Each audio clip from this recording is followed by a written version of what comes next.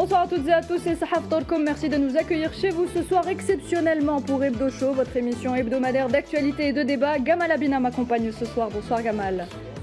Bonsoir, plutôt, hein. Je ne peux pas me tromper maintenant. C'est Sahaf Torkom. Badis Nissa est également avec nous. Bonsoir Badis. Bonsoir Nouhad et Sahaf Torkom. Il y a également Faisal Mtaoui. Bonsoir Faisal. Bonsoir Nouhad, Sahaf Torkom. Et puis comme d'habitude, Mahdi Razar autour de la table. Bonsoir Mahdi. Bonsoir messieurs, bonsoir Nouhad.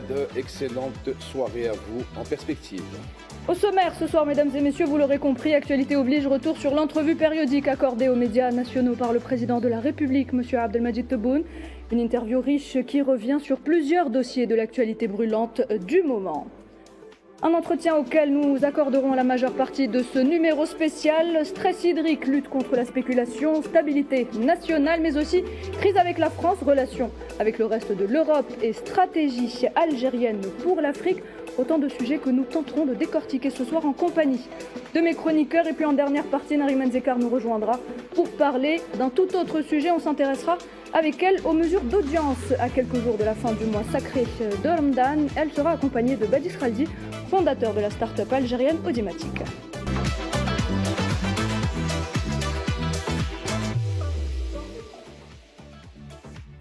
Et l'entretien avec le président de la République, M. Abdelmadjid Tebboune, on s'y intéresse donc ce soir. Nous allons essayer de revenir sur différents points abordés hier soir par le président. Il a tout d'abord été question d'actualité nationale avec la création d'une grande entreprise pour la gestion de l'eau et des stations de dessalement d'eau de mer. Badis, un commentaire sur ce nouvel organisme plutôt. Écoutez, je pense que le président de la République s'inscrit pérennement sur sa stratégie, notamment au-delà du dessalement de l'eau, mais surtout de comment consolider, renforcer cette stratégie et surtout cette connaissance, cette technologie. On a vu la dernière fois l'inauguration de cette école, notamment qui marque d'une manière très forte justement cette vision du président. Et au-delà de cela, c'est qu'aujourd'hui, on arrive à une nouvelle ère qui est celle effectivement de comment renforcer cette vision à travers effectivement cette entreprise qui sera dédiée exclusivement à ce secteur, qui, je rappelle, d'ores et déjà fait de l'Algérie en matière de dessalement premier pays africain et deuxième dans le monde arabe, ce qui n'est pas rien. Donc, et c'est pourquoi l'Algérie veut effectivement, au-delà de cette implémentation de cette technologie et donc répondre à que ce soit le stress hydrique et aller vers une indépendance avérée, mais surtout aussi pérennisée, c'est aussi comment partager cette technologie, comment la développer, comment aussi la rendre beaucoup plus autonome, notamment en matière de transfert de technologie, de savoir-faire. Quoi de mieux qu'effectivement d'avoir une entreprise exclusivement dédiée à cet aspect. Donc je pense que ça augure beaucoup de choses positives dans ce secteur, notamment pour l'Algérie, mais y compris aussi pour l'Afrique, puisque le président de la République s'inscrit dans cette profondeur africaine dans laquelle il souhaiterait, dans une bienveillance qui le marque et qui le caractérise, à savoir comment rendre accessible cette technologie à travers une entreprise. Il a également, Badis, le président de la République, Abdelmadjid Tebboune, a également confirmé le projet de 6 stations nouvelles de dessalement d'eau pour le prochain quinquennat. Donc il y en a encore 6 qui vont être créées. Il y en a 4 qui ont été déjà inaugurées. Il y a celle de Bjaya qui va être inaugurée juste après l'Aïd, Inch'Allah. Et il va en avoir encore 6 qui sont en projet, dont les bureaux d'études sont en confection justement de la faisabilité pour complètement résoudre le problème du stress hydrique en Algérie. Donc 11 stations de dessalement. 4 qui ont déjà été inaugurées, une qui va être inaugurée après Ramadan, plus 6 en projet sur le prochain quinquennat, ça fait 11 stations de dessalement en 10 ans sur un consortium algéro-algérien avec des capacités algéro-algériennes, avec une main-d'œuvre uniquement algérienne. Donc voilà, ça c'est prendre le taureau par les cornes et régler définitivement le stress hydrique qu'a connu l'Algérie pendant un bon nombre d'années. Nous avons beaucoup parlé de ces projets de stations de dessalement d'eau dans cette émission. À chaque fois que le président a donc inauguré une nouvelle station, on en a parlé, on a insisté sur l'importance de ces stations. Est-ce que ces projets, qui sont vraiment importants pour le président et pour l'Algérie également, est-ce qu'avec ces projets, l'Algérie se hisse à un autre niveau ? Absolument, parce qu'on est déjà très loin. Rappelez-vous, Nouhad, il y a 10 ans, auparavant, où il n'y avait pas d'eau dans les robinets, notamment dans l'ouest algérien.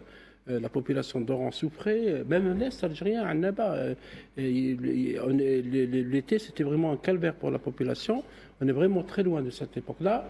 L'Algérie a atteint un niveau, comme l'a souligné Badi Semati, un niveau international en matière de sécurité hydrique, parce que la sécurité hydrique est un élément important des visions stratégiques des États modernes aujourd'hui.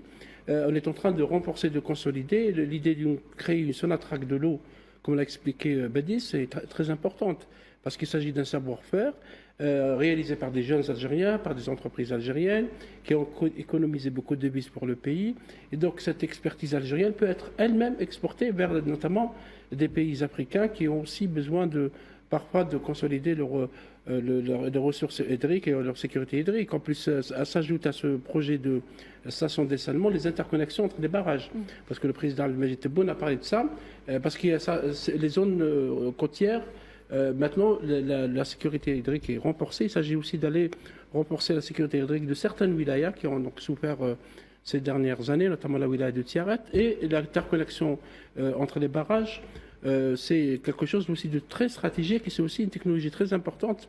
Elle est un peu coûteuse, mais ça sera aussi une expertise algérienne. Et il est clair, après la réussite de nos ingénieurs, de nos techniciens, de nos entreprises, dans cette entreprise de station de dessalement d'eau, les nouvelles stations et les 6 projets annoncés par le président, évoqués par Mahdi, effectivement, vont être réalisés dans le futur. Sur le prochain quinquennat. Avec cette interconnexion des barrages, je pense que le problème du Tariq sera définitivement, cette page sera définitivement... Et excuse-moi, Faisal, mais on n'avait pas que des problèmes d'eau à l'ouest ou à l'est, hein, oui. pas que à Oran ou oui, je sais on avait même des problèmes en pleine capitale, il faut savoir le dire. On avait des problèmes d'approvisionnement d'eau dans la capitale, ce qui n'est plus du tout le cas actuellement. Absolument. Donc c'est très important et l'implantation de ces stations de dessalement, par exemple, une à Tipaza, qui fait 300 000 m3 d'eau par jour, et une à Cap Genet, c'est aussi pour assouvir, enfin, pour répondre aux besoins, satisfaire les besoins de la capitale aussi. Oui. Et Blida, Boumerdes, Tipaza. Donc c'est très très important. Il y avait des problèmes d'eau, certes, à l'est ou à l'ouest du pays, mais il y en avait aussi au centre du pays. Et tout ça, voilà, un peu partout. Et tout ça, justement, va assécher, avec un bon jeu de mots, assécher les problèmes et pas assécher justement l'eau. Donc voilà, on prend le taureau par les cornes, le président a pris le taureau par les cornes. Moi, ce que j'aime dans ce processus-là, c'est que ce sont des Algériens qui font du travail pour l'Algérie. Ce ne sont pas des étrangers qui viennent, qui donnent un prix, qui prennent de l'argent en devises, qui vident les caisses de devises de la Banque centrale et qui vont emmener ça à l'étranger. Non, ce sont des Algériens qui travaillent pour l'Algérie avec des consortiums algériens, des sociétés algériennes avec des filiales de Sonatrach. Et je remercie justement tous les employés qui sont toutes et tous issus des universités et facultés algériennes. C'est très important à savoir. Ce sont des ingénieurs, ce sont des techniciens qui sortent diplômés de nos universités. Donc c'est ça le savoir-faire algérien, c'est qu'on peut monter des projets de ce type-là, de cet acabit-là, de cette performance-là en Algérie. Ajouter un truc important par rapport à ça. D'abord, ce que j'apprécie pour le coup, c'est qu'on n'avait pas vu ça depuis longtemps, il faut être très honnête. Oui. C'est qu'il y a beaucoup de pays arabes qui ont ce problème-là, c'est la problématique de projection. C'est-à-dire se projeter sur des programmes sur du moyen long terme. Là, en l'occurrence, il y a deux aspects de projection. La première problématique qui a été satisfaite, c'est le fait de porter de 42%, ça va être bientôt le cas, en station, donc des besoins nationaux, à 60% en 2030. Ça, c'est une projection qui est cohérente. La seconde est 72%. Oui, 60%, pour le moment, c'est ce qui est proposé. Ouais. L'autre projection, c'est la formation d'étudiants qui sont spécialisés dans le domaine et qui vont certainement faire en sorte d'optimiser, en termes énergétiques, les gains, de moins perdre d'énergie, parce que ça coûte beaucoup d'énergie. Mais surtout, c'est important de le rappeler par rapport à ça, et c'est en ça que j'apprécie les perspectives qui sont bonnes. D'abord, c'est un modèle économique qu'on met en place, on en a besoin. Ensuite, ça évite les conflits de l'eau, parce que si l'Algérie est capable de proposer ses performances, ses perspectives et ses stations à d'autres pays, on peut éviter cela. Et surtout, moi, ce que j'aime beaucoup, c'est que j'avais déjà dit la dernière fois, un pétrolier qui a une expertise dans le domaine, effectivement, de tout ce qui est pipeline, de tout ce qui est gazoduc, de tout ce qui est transport de liquide ou de gaz, a su mettre en évidence et utiliser ces mêmes technologies, à savoir les tuyaux, tout simplement, pour pouvoir porter l'eau jusqu'à l'intérieur des frontières, jusqu'à 150 km à l'intérieur des frontières. Ça, c'est quelque chose d'intelligent, parce que jusqu'à présent, les pétroliers et les gaziers ne s'occupaient pas de cela. Maintenant, ils vont sur la question de l'eau avec une expertise déjà connue et reconnue. C'est-à-dire qu'on n'a pas besoin de réapprendre cela. Et ce qui est intéressant, c'est que ce modèle économique, cette nouvelle structure, qui va être certainement une dépendance de Sonatrach, mais qui va être une hyperstructure nouvelle, permettra à l'Algérie de donner à la fois un nouveau modèle économique, une nouvelle base par rapport à ces pétroliers qui vont nous imiter, mais surtout la possibilité de vendre ces qualités au-delà du pétrole et du gaz. C'est en ça que je dis aujourd'hui, il y a une vraie réussite, il y a une vraie projection, il y a une vraie rationalisation des moyens algériens au profit effectivement de la population, mais aussi de l'Afrique. Tu sais, Gamal, pour aller dans ton sens, pendant ces 5 dernières années et jusqu'à aujourd'hui, on a fait, le président de la République et le gouvernement algérien ont fait une sorte de développement dans l'investissement dans la production de l'eau, d'accord, pour s'autosatisfaire et pour avoir une sécurité hydrique. Aujourd'hui, lors du Conseil des ministres, le président a décidé aussi de passer à l'électricité. Oui. Donc aujourd'hui même, nous sommes aujourd'hui le 23 mars, le président de la République a instruit son gouvernement de développer l'investissement dans la production de l'électricité et orienter l'excédent vers l'exportation. Donc imaginez-vous que on est tous Algériens et Algériennes autour de la table. Il y a de ça 15 ans, on avait des coupures d'électricité. On avait des délestages d'électricité importants. Vous vous rappelez qu'on disait qu'il ne fallait pas allumer la clim de telle heure à telle heure, il fallait baisser les consommations d'électricité. Donc là, on est dans une situation où on prévoit l'avenir. On se dit, on va investir massivement sur le développement électrique en Algérie, après avoir investi massivement sur le développement hydrique en Algérie. Donc ça, c'est des points forts. Et quand le président hier, lors de son interview, a dit une chose et une phrase qui est peut-être passée inaperçue, mais qui est lourde de sens, l'Algérien ne manquera de rien. De rien. Il l'a dit, il l'a répété. Donc ça veut dire qu'un Algérien aura une sécurité hydrique, aura une sécurité électrique. Ce qui n'est pas le cas de nos voisins, peu importe où est-ce qu'ils sont, ce qui n'est pas le cas d'un bon nombre de pays africains, d'un très grand nombre d'un très grand nombre de pays africains, et ce qui n'est pas le cas aussi, et je vais vous le dire, et on va mettre les pieds dans le plat et ça va déplaire à beaucoup, ce qui n'est pas le cas de très grand nombre de pays européens. Moi, résidant une partie de l'année en France, comme Badis et Gamal, on a eu sur les plateaux de télévision, vous vous rappelez très bien, par rapport à l'électricité, par rapport aux centrales nucléaires, où il y avait des possibilités de baisser la consommation électrique de chauffage en plein hiver, donc d'avoir froid en hiver, de baisser la consommation électrique en hiver en chauffage, parce qu'ils n'avaient pas les capacités pour combler la demande d'électricité dans un pays qui est la 6e ou la 7e puissance mondiale. Donc n'oubliez pas, et ça c'était il y a un an seulement. C'était il y a un an seulement. Donc là, on est dans une autosuffisance hydrique, on va vers une autosuffisance électrique. Qui plus est, le surplus, on va pouvoir l'exporter et gagner avec des devises. Eh bien ça, c'est un plan visionnaire. On va sur le long terme. Ce n'est pas du bric-à-brac où on construit du jour au lendemain. On a une vision gouvernementale. Alors cette vision gouvernementale, on en parle justement. Le président de la République a réaffirmé hier sa détermination à lutter, messieurs, contre la spéculation. Fléau donc qui ronge la société. Il s'engage également à soutenir la production nationale. On l'écoute et on revient. احنا في انتظار ما يكون فيه وعي. اليوم الوعي راه يربح مساحات. اليوم اغلب الشباب نضاف خاطيهم كاع هاد لا سبيكولاسيون خاطيهم هذا. فيه يعني تصرفات موروثة من الزمن البعيد. يعني اللي يقدر يدي حاجة يدي، اللي يقدر يخلط. Il faut punir par la loi. واليوم القانون راه يعاقب عقوبات صارمة. يعني الإنسان اللي هاز الماكلة نتاع المواطن ودايها ما الحدود ممكن يجيه 30 عام سجن. يندم هو ويضيع أولاده ويضيع رزقه ويضيع كل شيء. يخمم فيها قبل ما يديرها. Voilà donc le président de la République Faisal exprimé à propos de la spéculation. Spéculation donc, c'est un phénomène qui ronge notre société et que le président s'est promis d'éradiquer depuis son arrivée au pouvoir en 2019. Absolument.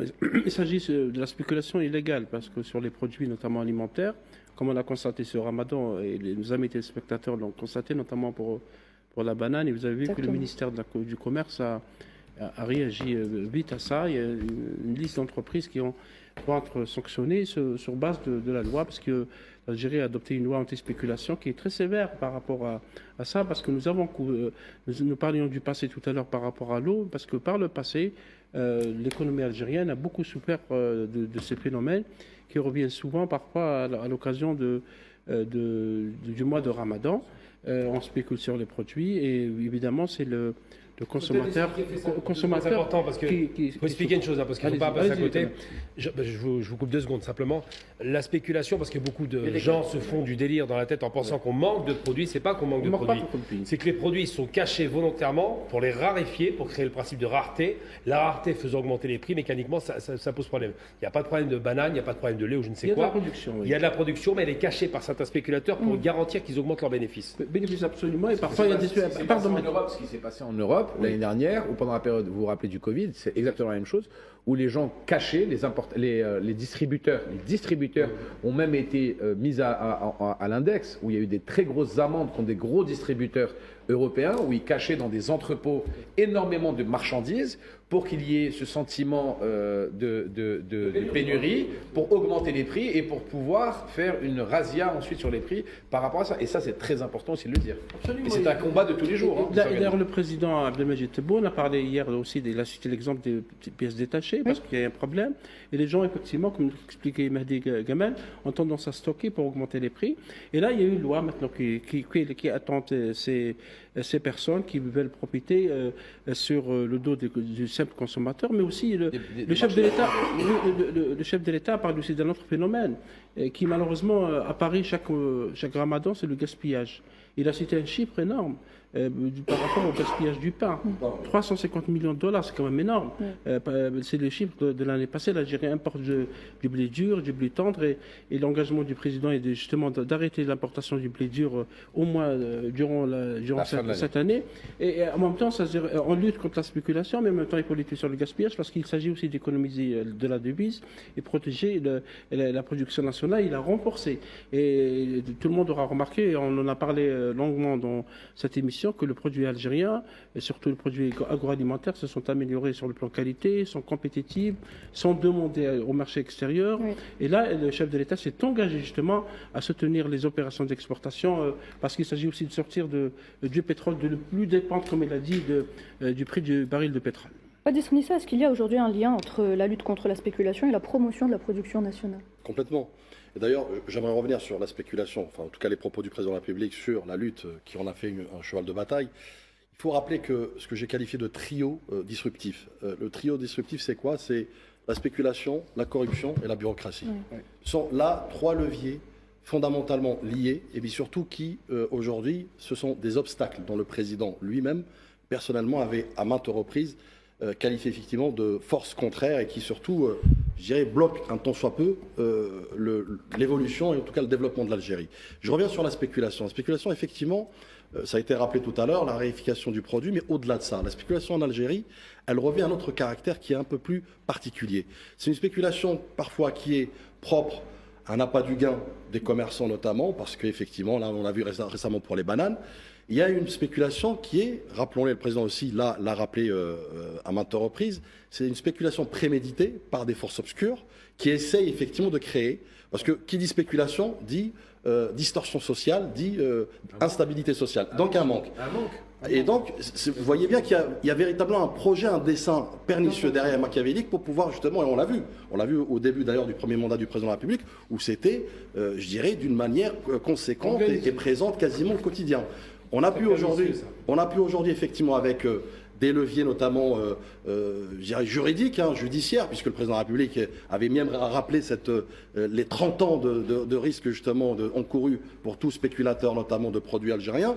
Et donc ce qui a fait une espèce de dissuasion. Malgré cela, bien évidemment, l'État reste très proche notamment de ce dossier, puis surtout aussi très rigoureuse, notamment en matière de suivi. Maintenant, effectivement, on ne peut pas le décorréler, comme vous l'avez dit, avec le Made in Algérien, la production algérienne. Puisque nous ne pouvons pas aujourd'hui se permettre de rentrer dans l'ère de l'ultra-exportation, puisqu'on a inversé la cadence, on est parti de pays importateurs vers un pays potentiellement exportateur sur plusieurs produits, et pas que d'ailleurs les produits alimentaires, on peut parler de l'industrie et autres. Donc, mais pour cela, on a besoin d'assainir le contexte, l'environnement, notamment de la production, de la commercialisation, aussi du marketing du produit, pour permettre demain de pouvoir cocher toutes les cases et surtout aussi avoir cette attractivité à travers un produit fini, je dirais, accessible à tout le monde, d'abord sur le marché national, mais aussi également international. Mais ça, la loi de l'offre et de la demande, c'est ça. En fait, tu as de la demande, tu n'as pas d'offre, Donc automatiquement le prix augmente. Et ça, je vous le dis, excusez-moi, mais c'est les résidus de la SABA. La SABA utilisait ces méthodes-là. Mais excusez-moi, on se dit les choses, on est sur les deux shows algériens. Ici, on est entre Algériens, on se dit les choses. Les SABA utilisaient ces méthodes-là. Ces méthodes-là pour avoir plus de demandes que d'offres, donc pour augmenter le prix au prix qu'ils veulent, pour gagner plus d'argent personnellement. Et qui est victime de ça? C'est la population, c'est le peuple. Donc c'est ça qui est dangereux. Excusez-moi, mais moi je le dis. Au-delà de l'appât du gain, parce qu'il y a aussi effectivement des raisons économiques, mais je reviens sur l'aspect aussi de déstabilisation. Donc ça relève au fait à une affaire de sûreté nationale. Donc les méthodes pures et dures de l'Aïsaba. C'est une stratégie. C'est une stratégie. Oui, mais c'est une stratégie. C'est une stratégie qui est pour le commun des mortels, qui est financière, pour gagner plus d'argent, pour se remettre plein les poches, parce que justement, ils sont en termes de monopole, on va dire, du produit, donc ils peuvent mettre le prix qu'ils veulent et gagner l'argent qu'ils veulent. Et en termes de déstabilisation politique, c'est aussi... Il faut donner un mot pour ça. Ça s'appelle les harkis de l'économie. Quand quelqu'un spécule sur le dos du peuple algérien, qu'il met en difficulté, et que le plus pauvre est en difficulté, c'est pas acceptable. Et c'est en cela qu'il faut rappeler une chose, c'est qu'un État fort, à mon sens, protège les faibles. On n'est pas des ultralibéraux. On ne marche pas sur les faibles, sur les pauvres, sur les malades. Donc c'est vrai que ces spéculateurs doivent être poursuivis pour ce qu'ils font. Il faut être sans pitié. À l'époque, c'était de l'import-import. Maintenant, on produit de la richesse. Il faut faire en sorte que cette richesse soit répartie de façon équitable. Tout à l'heure, on était au centre commercial, par exemple. La viande à 1200 dinars, c'est pas mal.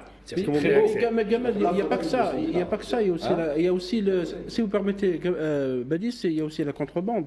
Et le président en a parlé aussi hier, parce qu'il y a aussi des bandes qui sont organisées aux frontières dans le sud algérien, qui sont bien protégées d'ailleurs par notre armée, la frontière de l'Est et de l'Ouest, et qui profitent des prix plus ou moins soutenus par l'État algérien pour faire vendre les produits dans les pays voisins.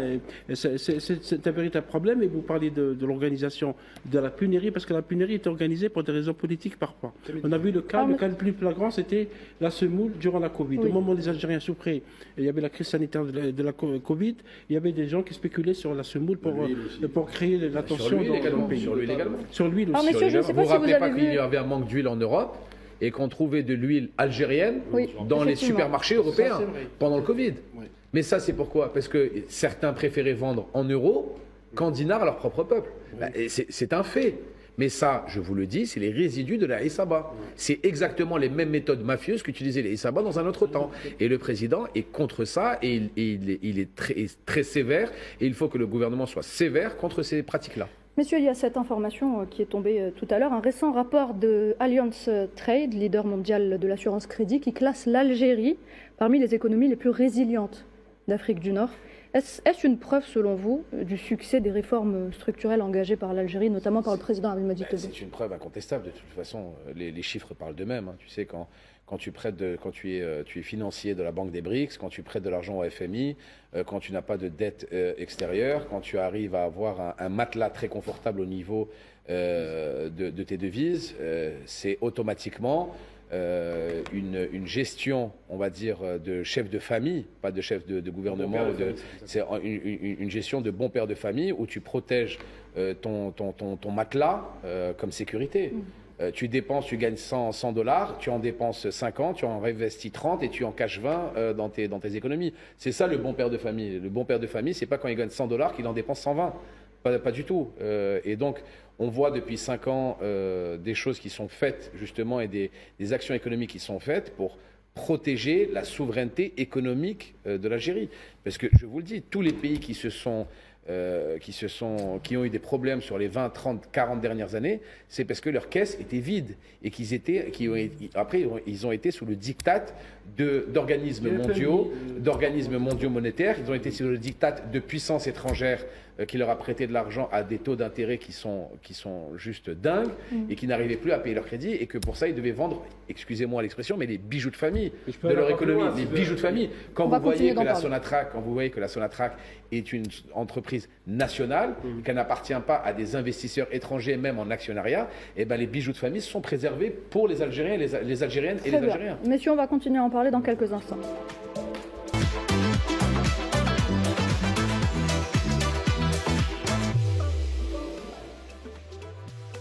Pour regarder Hebdo Show exceptionnellement ce dimanche sur Al24 News, mesdames et messieurs, bienvenue à vous. Si vous venez de nous rejoindre, on poursuit notre débat autour de l'entrevue périodique accordée à la presse, donc aux médias nationaux par le président de la République, M. Abdelmajid Tebboune. Et on passe à présent, messieurs, à la production de gaz naturel. L'Algérie entend doubler sa production de gaz naturel en 5 ans. Le président Abdelmajid Tebboune a rappelé que l'Algérie est un fournisseur de gaz fiable pour l'Europe. On l'écoute. L'Algérie, même sans le gaz du Nigeria, nous sommes en train de faire nos propres découvertes. Je me suis engagé sur pratiquement en 5 ans, presque doubler, si possible, la production de gaz dans le désert. Et l'Europe actuellement est sécurisée. Nous sommes un pourvoyeur de gaz pour les pays européens très fiable, quelles que soient les difficultés passagères de mésentente, tout ça, on ne touche jamais à ça, parce que ça va chez les peuples, pas chez la classe politique. Donc c'est un pays qui est demandé, dans la production est demandé. Nous sommes en train, le principal client, c'est l'Italie. L'Italie, on leur a permis de nous vendre des voitures. C'est ça les échanges. Les liens sont assez étroits avec l'Italie. Des échanges gagnant-gagnant. Gagnant-gagnant. Nous sommes sur un 3e pipe qui, dont l'étude va se terminer, où on va exporter l'hydrogène, l'électricité non conventionnelle, et peut-être même de l'électricité conventionnelle. Tout ça, on le fait dans un grand pipe pour l'Allemagne et pour l'Italie. Voilà, donc Badis Renissa, l'Europe aujourd'hui sécurisée grâce au gaz algérien. Tout à fait, c'est le moins qu'on puisse dire, puisque l'Algérie a démontré, même en période de Covid, en période de crise, qu'elle a été toujours cet acteur fiable en matière d'approvisionnement énergétique. On l'a vu par rapport à l'Espagne, on l'a vu par rapport à l'Italie, on le voit par rapport à d'autres pays. Et au-delà de ça, c'est que l'Algérie aussi s'inscrit à travers la vision du président de la République, Abdelmajid Tebboune, dans une vision stratégique, de prospective énergétique, puisqu'il a été question effectivement de doubler la production en matière de volume. Donc ça veut dire en amont plus d'exploration, mais surtout aussi d'optimisation. Et quand je parle d'optimisation en énergie, et on ne peut pas le décorréler d'ailleurs, c'est là où c'est intéressant par rapport aux résultats aujourd'hui, par rapport à ce qu'on a vu pour le Conseil des ministres, à savoir développer l'énergie verte, l'énergie renouvelable, l'électricité également algérienne, et Dieu seul sait qu'on a toutes les potentialités, en plus plusieurs sources éternelles et renouvelables, à savoir le solaire, l'hydraulique et autres. Voilà, exactement. Et pourquoi on ne peut pas le décorréler? Parce que si on parle de doubler le volume de production de gaz, il faut aussi, en toile de fond, se rappeler qu'effectivement, en Algérie, quasiment la moitié de notre gaz, en tout cas, est consommé par justement la consommation domestique, ce qu'on appelle. Donc, ce qu'il faut faire un travail de fond sur ça, et c'est pourquoi le président de la République, en mettant sur la table ce projet effectivement de production d'électricité, c'est aussi pour permettre d'alléger cette facture de consommation, notamment du gaz, pour mieux le répartir et surtout mieux le destiner à de l'exportation à terme. C'est très important puisqu'on parle de 50% du gaz destiné à la consommation domestique. Donc c'est pourquoi c'est aussi cet aspect notamment de énergie verte, et ça a été évoqué effectivement, il a évoqué les couloirs verts pour l'exportation, mais ça peut être aussi les couloirs verts pour notamment l'exportation énergétique, que ce soit sur la profondeur africaine, puisque Sonatrach s'exporte bien aujourd'hui, hein. On a vu à travers des pays africains, à travers la Libye, dans le domaine de l'exploration, dans le domaine de l'énergie avec Sonelgaz. Donc je pense qu'aujourd'hui, avec nos fleurons économiques comme la Sonatrach, comme la Sonelgaz et comme Naftal également, peuvent être des leviers notamment, d'abord pour pérenniser la consommation locale, mais surtout aussi pour l'excédent, pour aller vers l'augmentation de l'exportation de l'énergie, qu'elle soit gazière, pétrolière. Et d'ailleurs, j'en veux pour preuve, où je parle de vision et de stratégie du président de la République, il a évoqué cette question de raffinage. Le raffinage, notamment du pétrole, est très important parce qu'on parle de rentabilité, on parle de marge beaucoup plus conséquente que, par exemple, exporter un baril de pétrole.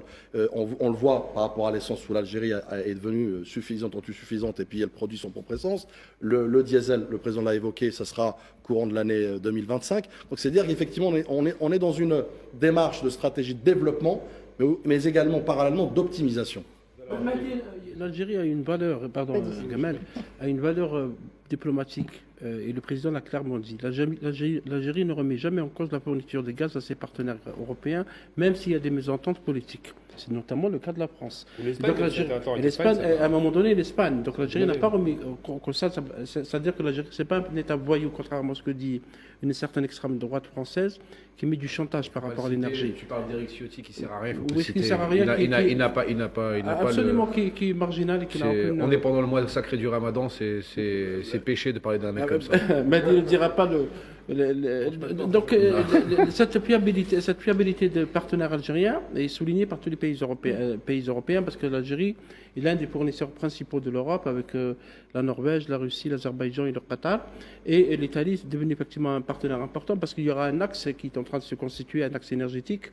Rome, Vienne, Bonn, par rapport à l'électricité conventionnelle et non conventionnelle, l'hydrogène vert et le gaz, etc. Et ce qui est intéressant aussi, ce qui a été dit par le président hier dans l'interview, c'est que l'Algérie privilégie dans l'exploitation, comme l'avait dit Mahdi, des minerais qui sont exploitables. Oui, pas les terres rares, il a parlé du phosphate. Parce que le phosphate est un minerai qui va devenir de plus en plus important parce qu'il s'agit de produire des fertilisants pour les engrais, etc. Comme les terres agricoles, il faut intensifier la production. Donc c'est aussi un axe stratégique pour l'Algérie, notamment ce produit qui va être produit localement et également exporté. En plus, bien sûr, comme vous l'avez évoqué, Mahdi, du raffinage de pétrole qui permettra aussi à l'Algérie d'aller aussi vers d'autres marchés dans le plan de ce qui est très important, les chiffres ont tout leur poids. L'Algérie occupe aujourd'hui le 7e rang mondial et le premier rang africain en termes de capacité de production de gaz liquéfié JNL avec 25,5 millions de tonnes par an. De plus, 52,4 milliards de mètres cubes exportés en 2023. Les chiffres sont exceptionnels. L'Algérie est un pilier du gaz mondial. Elle a toujours été, mais là, elle l'est encore plus.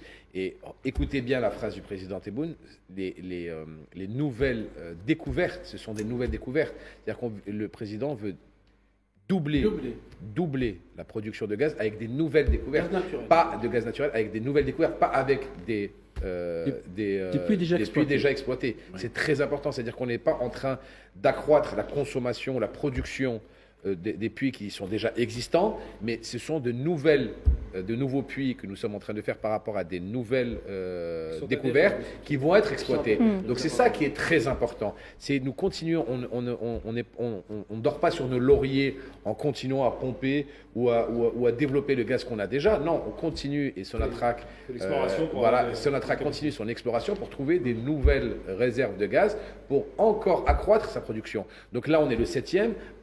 En doublant, on va continuer à grappiller des places. On est le premier africain et je pense qu'on va gagner sur l'échiquier mondial pour être dans le top 3 ou le top 5. Gamal Abina, j'ai une question, 2 minutes. Faisal, je pose juste ma question à Gamal Abina.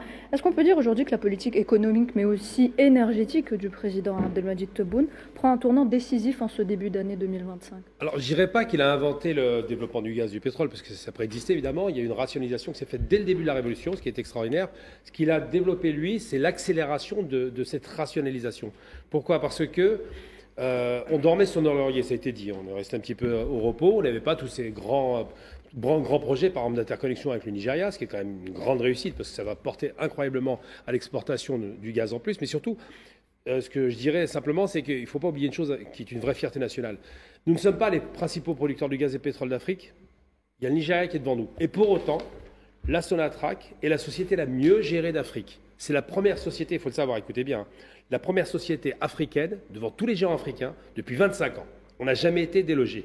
Parce que la rationalisation, et ça a été dit par Badis tout à l'heure, c'est quoi ? C'est qu'on ne fait pas que de l'extraction pour l'export. On fait l'extraction, de la transformation, de la valorisation, de la valeur ajoutée.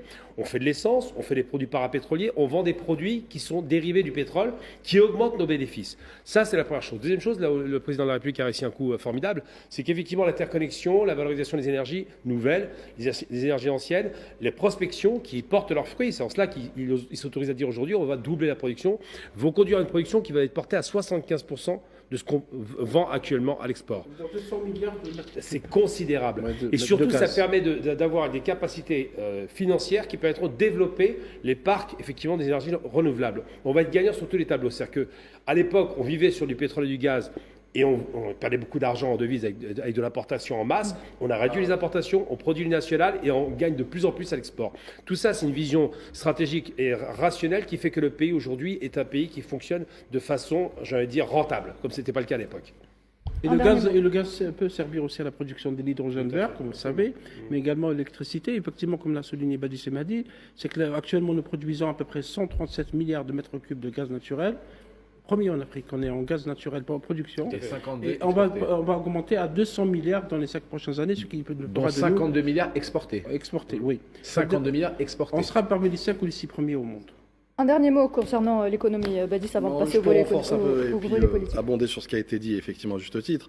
C'est que je reviens un peu dans la chronologie. Il y a quelques semaines où Sonatrach a signé un mémorandum aussi avec Chevron pour l'exploration offshore. C'est très important aussi. Et ça, c'est au fait d'une exploration qui intervient dans une technologie nouvelle, dans laquelle on a besoin effectivement de s'associer à des mastodontes comme Chevron. Et je reviens sur, tout à fait, j'ai expliqué en amont l'obligation de notre part aussi de développer l'exploration. Et là, je reviens sur les études sismiques, notamment, qui sont très encourageantes en matière d'exploration de fils, de gisements pétroliers et gaziers. Et je rappelle aussi, et je conclurai là-dessus, que des explorations qui sont faites à 100% Sonatrach, 100% de savoir-faire algérien, contrairement à ce qui a été fait par le passé. Je pense que c'est important de rappeler encore une fois que c'est un capital 100% algérien, que les Algériens sont compétents et qu'ils peuvent travailler pour leur pays. Chiffre très important, Nouhed, que les gens ne savent pas. Chaque année que Dieu fait, 250 000 Algériens, 250 000 d'Algériens sortent de nos universités diplômés. Chaque année, sur le marché du travail, vous avez 250 000 diplômés qui sortent et qui sont sur le marché du travail algéro-algérien. Et ça, je peux vous assurer que c'est une bénédiction de nos jours, parce qu'on a un peuple qui est très jeune et qui est en plein avenir et qui a justement l'avenir devant lui, qui peut travailler pour son pays, pour le développement de son pays. Et donc tout ça, grâce à toutes les universités où on a partout sur les 58 wilayas, grâce au développement sur l'éducation nationale, où nous continuons à développer des infrastructures universitaires, des infrastructures d'intelligence artificielle, des infrastructures d'intelligence artificielle par rapport à l'énergie, par rapport à tous les domaines, c'est très important de savoir que nous avons la main-d'œuvre. Parce que qu'est-ce qui manque à la vieille Europe aujourd'hui ? C'est que la vieille Europe, d'où le nom de vieille Europe, elle vieillit. Elle n'a plus le capital jeunesse pour justement continuer à développer ses industries et ses infrastructures. Et quand tu mises sur la scolarité, quand tu mises sur les infrastructures universitaires, quand tu mises sur les infrastructures de la jeunesse pour justement développer et pour donner un bagage professionnel à ces étudiants et qui sortent diplômés des universités algériennes et qui travaillent pour des grands groupes algériens pour le développement de son pays, c'est ça la fierté de l'Algérie. Juste un chiffre pour donner une idée. Parce un que chiffre, après on passe un chiffre, mais c'est fascinant. Au volet politique. J'ai fait une comparaison avec tout le reste de l'Afrique. L'Algérie est le pays africain qui a le plus d'universités sur toute l'Afrique. Oui. Afrique du Sud inclus, 117 universités. C'est extraordinaire, les moyens mis à disposition. Et dans toutes les wilayas. Comment Le plus de diplômés, femmes. Absolument, mais c'est considérable. C'est-à-dire que vraiment, ils ont mis des moyens considérables parce que, contrairement à certains pays ultralibéraux, l'Algérie parie sur sa population jeunesse, et pas sur son élite. Exactement, sur sa jeunesse. Tout à fait. Très bien, c'est bon. C'est des universités publiques, Tout à sont fait, pas et privées. gratuite. Et gratuites. Et Très bien, sponsorisées, financées Par l'État. intégralement par l'État, et les étudiants sont complètement choyés dans leur... Ils ne pensent qu'à une chose, à leurs études et à la réussite de leur diplôme. On passe donc à présent au volet politique, messieurs. Le président de la République a évoqué le dialogue national, la liberté d'expression et au sujet de la stabilité et de l'unité nationale. Abdelmadjid Tebboune a été ferme, il a souligné que toute personne qui portera atteinte à ces principes sera sanctionnée. Regardez. خليهم يقولوا ما يرضوش عليك لن يرضوا عنك حتى تتبع ملتهم يعني تسمح في شخصيتك وتسمح في أصلك وتسمح في ثقافتك وتمشي لهم يتبناوك هذا هو واليوم ما كانش بلاد فيها الحرية الاقتصادية كما الجزائر يوريني كان لا بيروقراطية ولا كذا حتى اللي يحاول يعني يعرقل ممكن يلقى روحه قدام القاضي قاضي التحقيق أولا حرية التعبير إذا كان الشتم والتجريح والتنويه والتشويه نتاع عائلات وبنات واولاد وهذه ما كانش. ما هاد الحريه رافضينها احنا. تقاليدنا وثقافتنا تمنع هادشي. ما تبقى تفضل تفضل. انا ما منعش انسان اللي يقول لا لا لا استيراد هذا ضروري ولا هذه علاش نديروها ماذا بينا. تفضل حريه التعبير لمنطقه كامله قال كنتوا غلم وليتوا بقري. هذا مش حريه التعبير. هذا الشتم. هذا زعزعه الاستقرار الوطني. زعزعه المس باللحمه الوطنيه. وهذه نحاربها. انا ما لنا اصولنا ماشي هذه هي. حريه التعبير اللي تخلي بلاد تتفركت. كل واحد يسب في منطقه والاخر هكا لقيت البلاد انايا. اليوم ممنوع الوحده الوطنيه تمسها تدقدق. هذا هو. كل الجزائريين اي منطقه تركز على الخصوصيات تخلصها. لان راك عميل راك طابور خامس. تمس الوحده الوطنيه تمس الوحده الثقافيه تمس هذا. Avant de reprendre sur le sujet de l'interview du président de la République, pour continuer et finir le dossier par rapport aux étudiants algériens, le ministre de l'Éducation nationale, Mohamed Zrel Sadawi, a aujourd'hui communiqué sur la décision du président de la République, M. Abdelmajid Tebboune, concernant l'intégration de 82 410 enseignants contractuels dans les différents cycles d'enseignement, ce qui porte le nombre à 144 410 enseignants intégrés tous cycles confondus. Donc quand on dit qu'il y a un véritable enjeu et une véritable volonté politique pour l'intégration des jeunes étudiants et justement pour leur donner tous les moyens à travers justement ces enseignants, voilà la preuve. Aujourd'hui encore un communiqué du ministère de l'Éducation nationale et à sa tête M. Mohamed Zrel Sadawi. Très bien, merci Mahdi. On en revient donc à ce que vient de dire Monsieur le Président de la République. Badir Knissa, l'Algérie, l'État algérien aujourd'hui est intransigeant face à l'atteinte à la stabilité et à l'unité nationale, mais aussi aux valeurs de la société. Tout à fait. Il faut rappeler un point fondamental qui est celui de l'unité nationale. L'unité nationale, c'est quelque chose de sanctuarisé, c'est sacré. Et d'ailleurs, c'est pour tous les pays, puisque quand on essaye de s'attaquer à un pays, c'est vers son unité nationale, vers sa cohésion qu'on s'attaque en premier, à commencer par sa jeunesse, commencer par faire... intégrer de la drogue, on pourra en parler, donc avoir des leviers un peu pernicieux pour pouvoir déstabiliser notamment le socle qui fait que justement la société soit société et l'État soit un État fort, donc sa société civile. Et c'est pourquoi je pense que la liberté d'expression notamment qui a été évoquée par le président de la République, il ne faut pas l'interpréter à travers des prismes différents. La liberté d'expression, elle s'arrête là où commence celle de l'autre individu ou celle où commence celle de l'autre État. Donc c'est très important et c'est très fondamental de le dire. Après, d'un État à l'autre, chacun a ses modèles, chacun a son modus operandi, chacun a ses approches et, je dirais, ses sources. Il a évoqué d'ailleurs d'autres pays, effectivement, où il y avait cette liberté d'expression à géométrie variable. Mais en tout cas, en ce qui concerne l'Algérie, je veux dire, cette stabilité, cette indépendance, cette souveraineté aujourd'hui, elle a été payée avec un lourd tribut. Le sang algérien a coulé par millions, justement, de martyrs. Donc on ne peut pas aujourd'hui la sacrifier à travers des motifs... je dirais scarabreux, mais surtout aussi des motifs, je dirais, qui pourraient plus œuvrer à apporter un leitmotiv à d'autres pays qui essayent justement à travers cette instabilité, en tout cas tentative d'instabilité du pays à travers sa société, c'est de pouvoir justement aller in fine vers une explosion. Ce qui n'est pas le cas aujourd'hui. L'Algérie d'abord, elle a compris depuis quelques années, et elle a su le démontrer d'ailleurs à travers des tragédies, des jalons notamment qu'elle a vécu dans sa chair, que ce soit la guerre d'indépendance, et puis par la suite d'autres jalons. L'Algérie aujourd'hui sacralise et sanctuarise cette stabilité, sacralise aussi et comprend. D'ailleurs, on a aussi un peuple algérien qui est très conscient, notamment sur l'aspect notamment de la liberté d'expression, et c'est pourquoi on voit à travers des médias, à travers aussi les réseaux sociaux, l'Algérien reste droit dans ses bottes et reste aussi dans ce périmètre effectivement qui est les lignes rouges qui déterminent effectivement son pays, son État pour qu'il reste fort et toujours aux côtés de son pays. Alors la liberté d'expression, justement, on en parle. Faisal Mataoui, je me tourne vers vous en tant que journaliste. Quelle est votre réponse à ceux qui disent que la liberté d'expression en Algérie est inexistante? Oui, parce qu'on a remarqué effectivement, comme le soulignait Badis, et je le rejoins totalement, que cette terre a été arrosée par le sang des martyrs. Et c'est une terre qui est inviolable et qui est précieuse. Et donc tous ceux qui plaident pour sa division, et le président a parlé longuement de l'unité nationale, vont échouer. C'est très clair.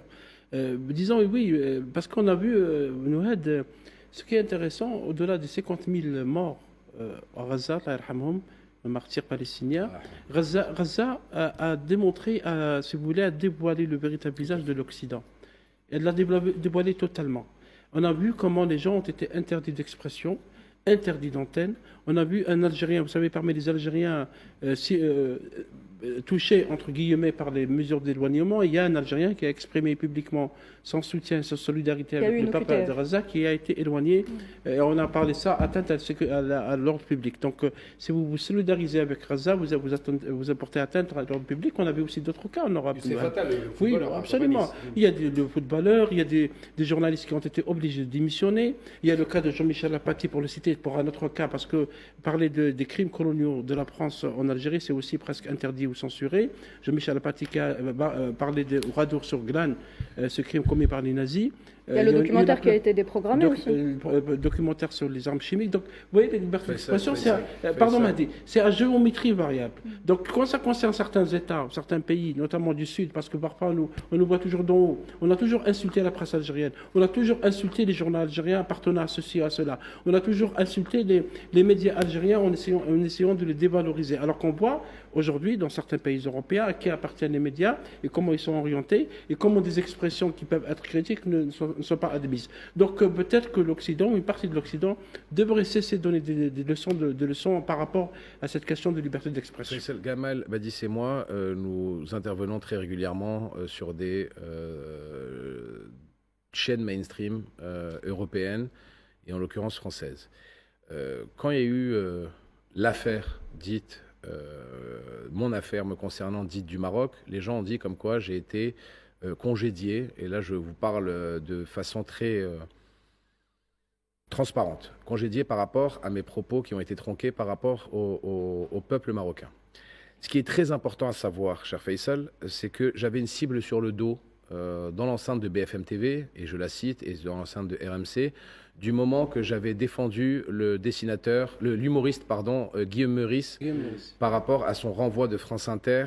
Et il y a une vidéo qui a été virale où j'ai parlé du 2 poids 2 mesures entre lui et le chef Netanyahou, là, le chef du gouvernement, le chef du gouvernement Netanyahou israélien. Et j'avais une cible sur le dos.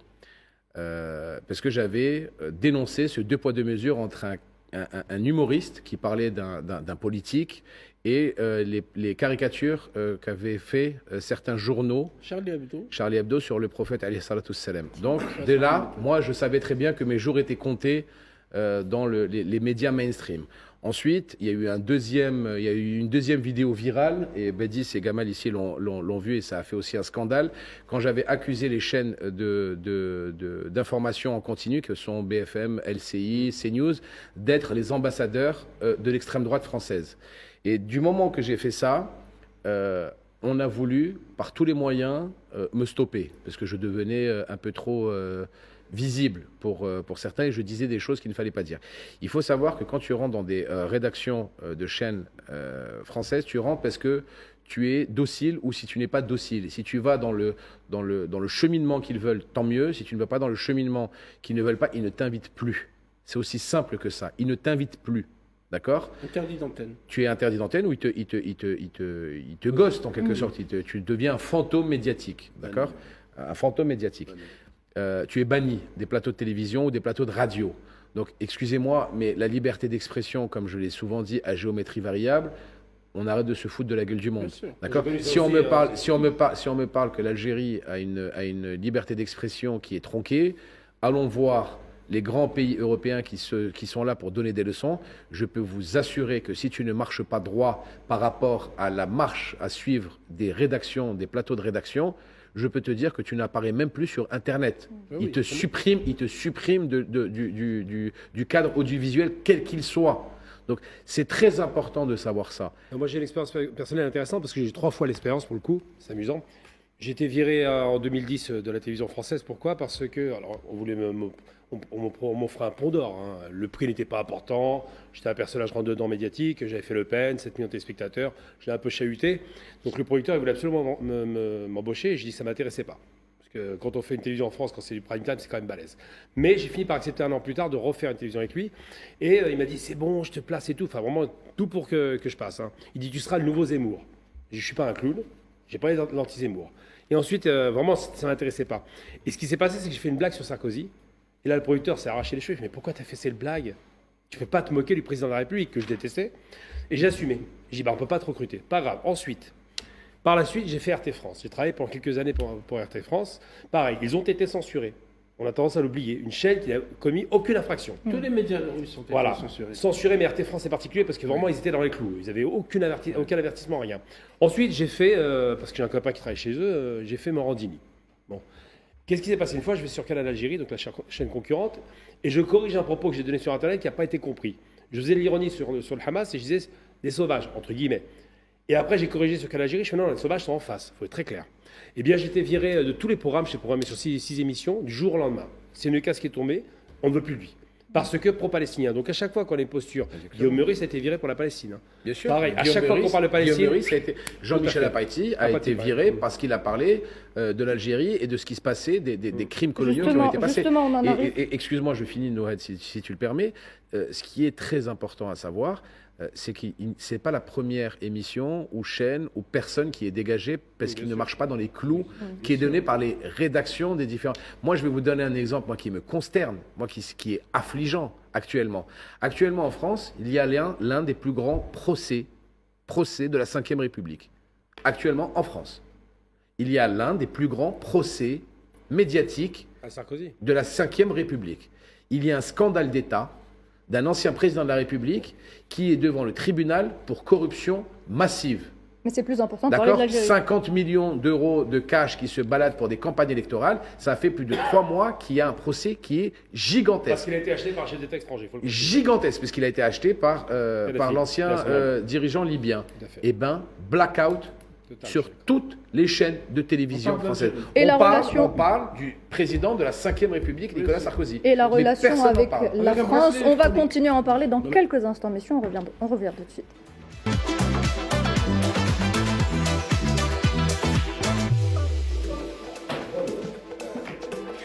Hebdo Show continue sur Al24 News, mesdames et messieurs, bienvenue à vous. Si vous venez de nous rejoindre pour cette troisième partie d'émission, on passe à présent aux relations franco-algériennes.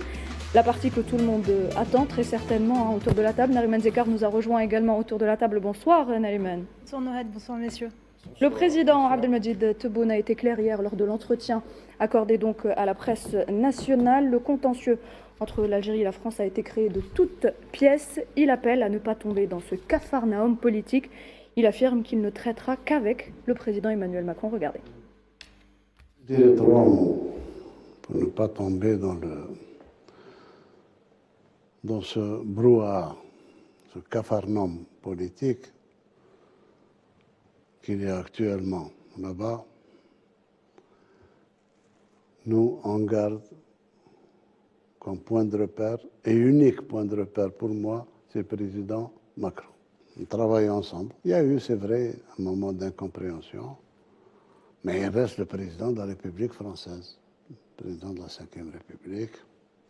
Et personnellement, tous les problèmes doivent se régler avec lui ou avec la personne qu'il délègue à juste titre, dont c'est les prérogatives, à savoir les ministres des Affaires étrangères, je ne pas d'en battre. Sinon, pour le reste, moi, en ce qui me concerne, le dossier contentieux créé de toutes pièces avec la France, il est entre de bonnes mains, il est entre les mains de quelqu'un de très compétent, qui a toute ma confiance, c'est le ministre des Affaires étrangères. C'est tout. Tout ce que je peux vous dire dans ce sujet-là. C'est 2 États indépendants, une puissance européenne, une puissance africaine. Les 2 présidents travaillent ensemble. C'est tout. Tout le reste ne nous concerne pas. Ce problème qu'on a avec eux, c'est le nettoyage des sites. aussi bien nucléaires que d'armes chimiques. Mais les armes chimiques, on sait qu'ils avaient été utilisées. Comme on savait que Ben Mehdi a été assassiné par Osiris, bon, ce n'est qu'après que la France officielle a dit qu'il a été assassiné, etc. Mais l'histoire, nous la connaissons, et tout ça m'amène à la question de la mémoire. On ne refait pas l'histoire. Mais je pense qu'à force de mettre de la poussière sur le tapis, à la fin, ça devient irrespirable. Voilà, vous l'aurez donc compris, le président de la République est également revenu sur la reconnaissance des crimes coloniaux que l'Algérie donc réclame à la France, des crimes dont le peuple français a conscience aujourd'hui. Mahdi, comme vient donc de le dire Monsieur le Président. Moi, ce que j'aime bien avec les interviews et les déclarations du président de la République, Abdelmajid Tebboune, c'est qu'à chaque fois qu'il prend la parole, il casse Internet. Je vous explique pourquoi. Parce que le mot Capharnaüm hier a été googlé 114 000 fois en 24 heures. Donc moi, c'est ça ce que j'adore. Je n'irai pas à Canossa. À chaque fois que le président de la République parle en français, il donne une leçon de français à la France. Donc c'est très important. Capharnaüm, ça veut dire quoi? Les synonymes de Capharnaüm: bazar, bric-à-brac, désordre, excusez-moi l'expression, bordel, méli-mélo. Donc ça veut dire qu'actuellement, il y a un véritable bazar dans le gouvernement français. Et il le dit, moi je ne vais pas m'abaisser, je ne vais pas baisser le niveau de l'Algérie. Je suis président de la République, mon alter ego et mon alter ego unique, c'est Emmanuel Macron, président de la Ve République, et président de la France de la Ve République. Maintenant, si Emmanuel Macron délègue, il doit déléguer à son ministère des Affaires étrangères, et nous, automatiquement, ça sera son alter ego, le ministre des Affaires étrangères, c'est Ahmed Attaf, qui a toute la confiance du président de la République. Donc, clair, net et précis.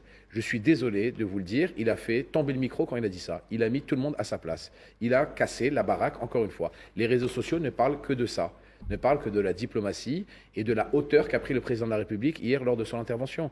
Il n'est pas là pour parler ou négocier de X ou de Y. Il dit que c'est des choses de grand, en quelque sorte.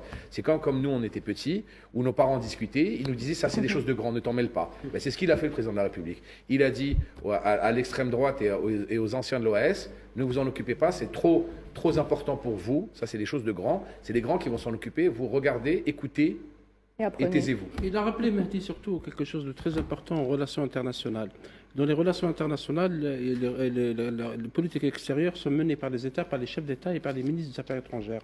Or, le Capharnaüm évoqué par le président Tebboune et le brouhaha aussi, parce qu'il a utilisé ce terme. 114 000 fois googlé. Hein. Absolument. Capharnaüm, 114 000 fois googlé. Hein. Capharnaüm par rapport justement à la confusion qui mène la politique extérieure de la France.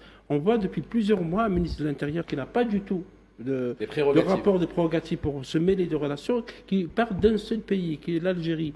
Et tout le monde lui rappelle que, pour cette question pseudo du QTF, l'obligation de quitter les territoires français, que l'Algérie, il y a d'autres pays de la région qui sont concernés par ça. Or, il récidive, malgré les rappels à l'ordre du ministre des Affaires étrangères, même du président Macron, parce que le président Macron a évoqué dernièrement, on a senti une espèce d'apaisement dans son discours, qu'il y a une volonté de renouer le dialogue. L'Algérie n'a jamais tourné le dos au dialogue.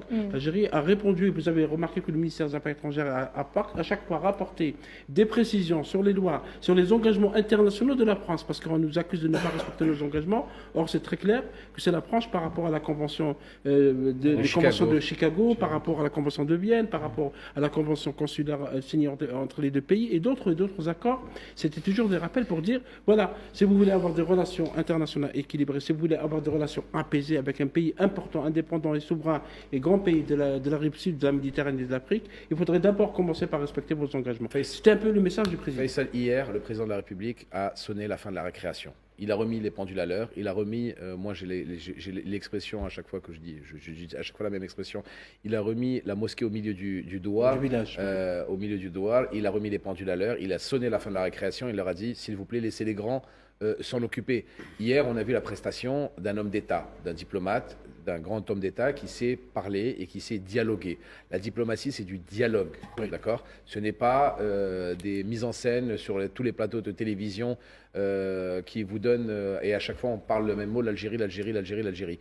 Quand on me compare des influenceurs, quand on prend sur un plateau de télévision 1 heure de direct et on parle de 60 minutes ou 58 minutes d'influenceurs et qu'on me parle 2 minutes de la Palestine, c'est se foutre de la gueule du monde. C'est se foutre de la gueule du monde. Il faut se dire les choses. Quand on met sous le silence le procès Sarkozy actuellement et qu'on parle d'OLM ou de X ou de Y parce qu'ils ont dit des mots qui sont peut-être pas adéquats, mais il n'y a rien de pénalement répréhensible. La preuve, c'est qu'ils ont été jugés pour ça et que leur peine de prison avec du sursis prouve comme quoi il n'y a vraiment pas de quoi faire tout ce déballage médiatique. Et ben on voit comme quoi certains médias sont orientés et téléguidés. Gamal Abina, le monde n'est pas dupe. Besoin de ça. Le monde n'est pas dupe aujourd'hui, Gamal Abina. Nous sommes tous conscients de l'influence de l'extrême droite française. Vous savez, il y a 2 éléments que je voudrais mettre en exergue. Premier élément, il faut déjà commencer par le monsieur qui a créé l'incendie. On dit souvent qu'il y a un problème entre la France et l'Algérie. Non. Il y a un problème entre certains éléments du gouvernement français, ils ne sont pas nombreux, il y en a 2, Retailleau et puis Darmanin, et l'Algérie. Mais ils ont un problème qui est ancien. Donc on va dresser un peu le portrait du personnage de M. Retailleau, parce que ça fait quand même longtemps qu'il dérape et de façon très violente. Premièrement, c'est un produit qui a été fabriqué par De Villiers. C'est un Vendéen. C'est quelqu'un qui a un problème avec le caractère musulman des êtres qui vivent en France. Il faut rappeler qui est De Villiers. Oui, je vais le dire rapidement. Philippe De Villiers, c'est donc un type extrémiste, un radical qu'on appelle catho-intégriste, qui a créé le Puy du Fou et qui a nommé M. Retailleau président du Puy du Fou. Il y a une visée vraiment catholique, type croisée, qui est dans leur tête. Ils sont dans une croisade. Et c'est en ça qu'on peut parler de croisade par rapport à l'Algérie. Donc M. Retailleau s'est disqualifié plusieurs fois parce qu'il n'écoute même pas sa direction politique, qui lui dit plusieurs fois, c'est pas vos affaires. De façon très polie, je parle de M. Macron. Ensuite, M. Retailleau, c'est quoi? Alors ça devient intéressant. C'est l'obsession anti-voile. Il parle que de ça, comme le Front National. M. Retailleau, c'est quoi? C'est l'affaire Naël. Alors, écoutez bien ce qu'il a été dire. Ça, c'est ignoble de sa part. Naël est tué par un policier dans les circonstances que tout le monde a vues. Je veux dire, c'est filmé, les policiers sont poursuivis. Il va y avoir sans doute, j'espère pour eux, une condamnation, parce que c'est quand même quasiment un meurtre en direct qu'on a eu le droit. Il a répondu quoi? Je vous cite exactement les propos racistes. Je dis bien racistes, on ne rigole pas là-dessus, de ce personnage que je méprise. Il dit... Malheureusement, pour la seconde et troisième génération, c'est nous, donc les animaux pour lui. La seconde et troisième génération, il y a comme une sorte de régression vers les origines ethniques. Ça, depuis les nazis, on n'a pas entendu ça. J'ai déjà répété plusieurs fois, mais je donne les termes exacts. Et donc, il voit la mort d'un jeune homme de 17 ans et il part de cela. Ça, c'est le premier aspect. Second aspect, je vais vous donner une information particulièrement attachante par rapport à la question de la mémoire. Et je vais finir là-dessus. Est-ce que vous connaissez-vous l'impôt racial, l'impôt sur la race? Vous avez entendu parler ou pas? Non, c'est normal, parce qu'on oublie. Parce qu'on a fait le travail en Algérie. Mais c'est tellement énorme qu'on ne se rend même pas compte que l'extrême droite et la droite dure française se vantent des bienfaits de la colonisation en 2005. Ils ont essayé une texte de loi ignoble. Et ils ont créé en Algérie un truc incroyable. On n'était pas citoyens, évidemment. On était les sujets, des objets de la France.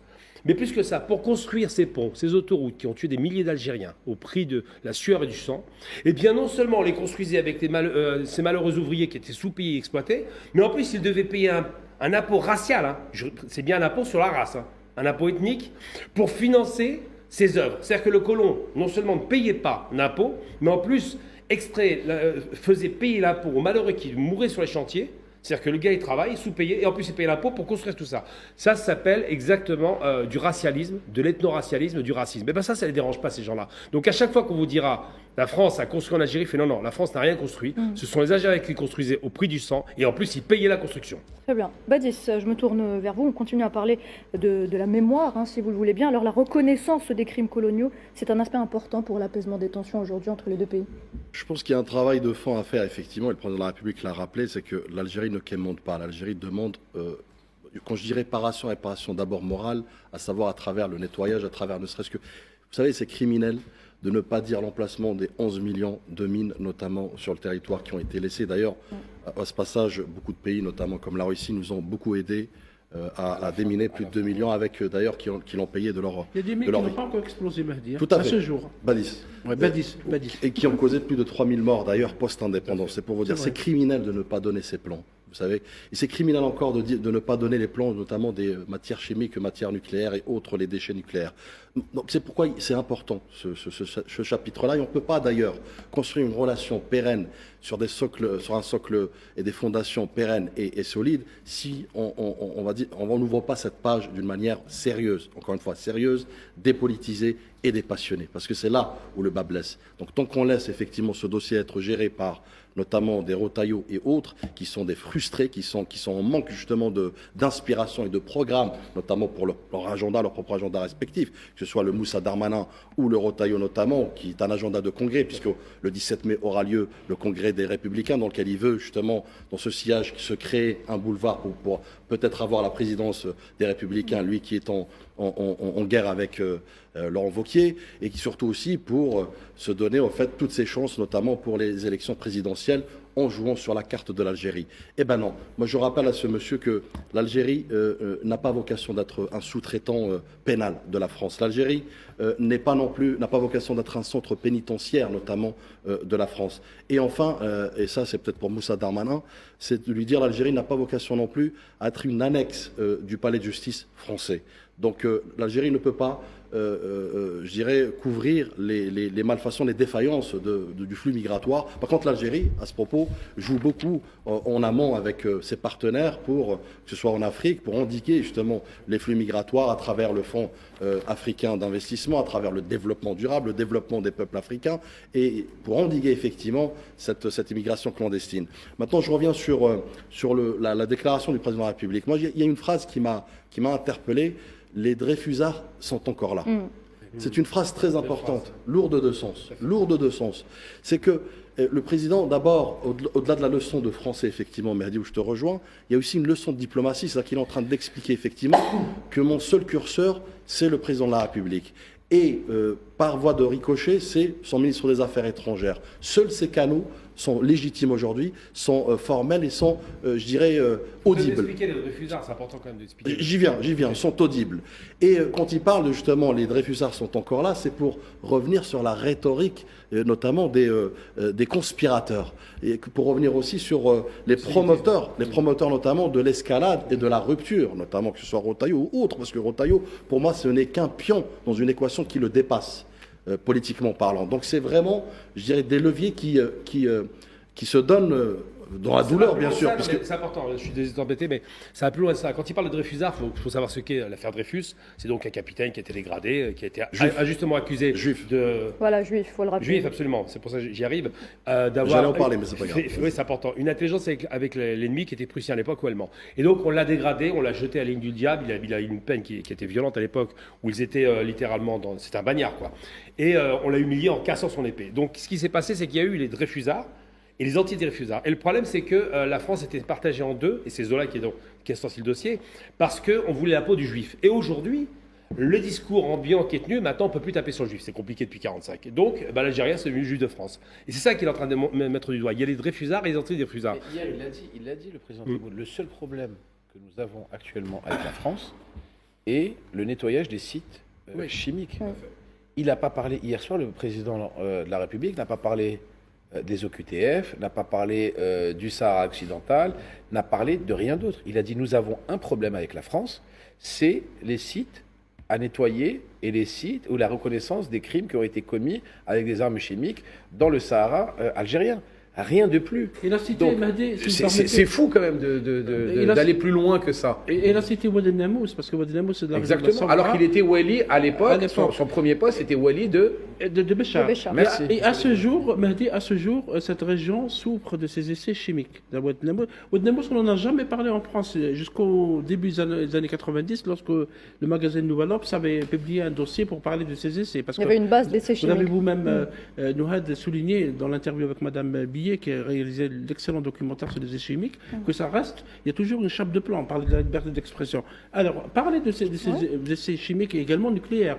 Vous savez, Mahdi, qu'à ce jour, la France n'a pas remis les cartes de ces essais, oui, c'est ce que disait très Badis nombreuses, tout à l'heure, Badis en parlait, et pas uniquement les essais nucléaires, il y a les essais biologiques, les essais chimiques, bactériologiques, et à ce jour, la population souffre. Il a réclamé rien d'autre. Hein. Absolument. Mais attention, et ce qui est très important... Reconnaissance et nettoyage. Et ce qui est très, très, très important, vous avez entendu ce qu'il a dit.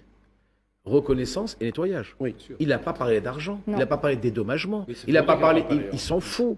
Mais moi, j'en suis persuadé. Le président de la République s'en fout éperdument du pognon de l'ancienne colonie, des anciens colons. Il dit textuellement, venez nettoyer ce que vous avez fait et reconnaissez ce que vous avez accompli, pas plus. On ne veut rien d'autre.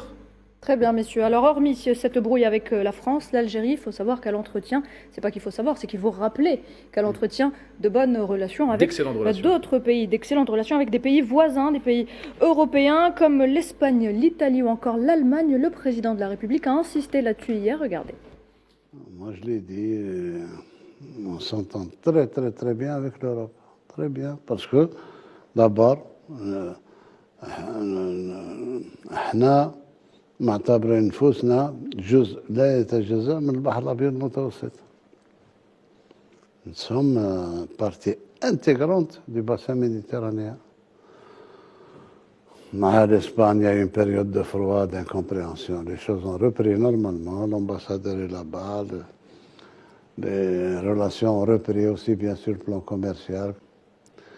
ومن استقلالنا إلى يومنا هذا ما شفنا حتى مشكل مع إيطاليا. بالعكس. وكانوا دائما في المساعدة. ربما العقليات تتقارب ولا ربما لا. احنا حتى من ناحية الآثار احنا أول آثار روماني بعد إيطاليا. قعدوا عندنا 7 قرون 6 سيكل. الإيطاليين الشيء اللي يعجبك فيهم في التعامل مع الجزائر متواضعين. cherche l'efficacité, cherche pas le truc. اليوم منين تجي تشوف les 2 tiers sinon les 3 quarts تاع لا برودكسيون تاع عجائن وغيرها كلها آلات إيطالية. المخابز كلها إيطالية، les fours etc. l'électroménager à un moment donné était surtout italien.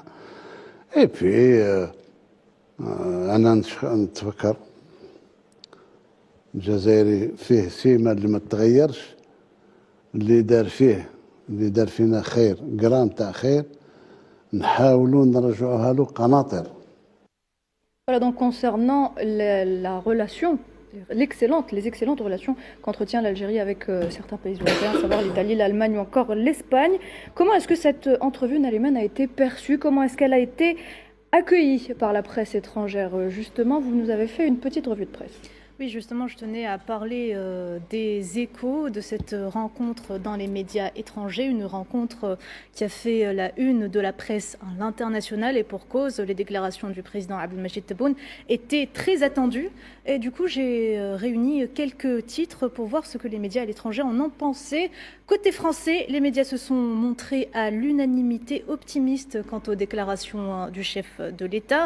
Le président Tebboune voit Emmanuel Macron comme l'unique point de repère. C'est ce qu'on a pu lire sur l'AFP, BFM, TF1, La Nouvelle République, Le Figaro, Le Parisien, etc. Bref, la majorité de la presse française a relayé la même information et n'a pas manqué aussi de reprendre la déclaration du président Tebboune sur le contentieux entre l'Algérie et la France qui a été créé de toutes pièces. Autre point intéressant, il y a la porte-parole du gouvernement français, Sophie Primas, qui était l'invitée ce dimanche du grand rendez-vous sur Europe 1, CNews et Les Échos, où elle a expliqué avoir voir d'un très bon œil les dernières déclarations du président algérien à l'encontre de son homologue français, ajoutant, je cite, espérer renouer des relations normales avec l'Algérie, une déclaration qui constitue une première depuis un certain moment.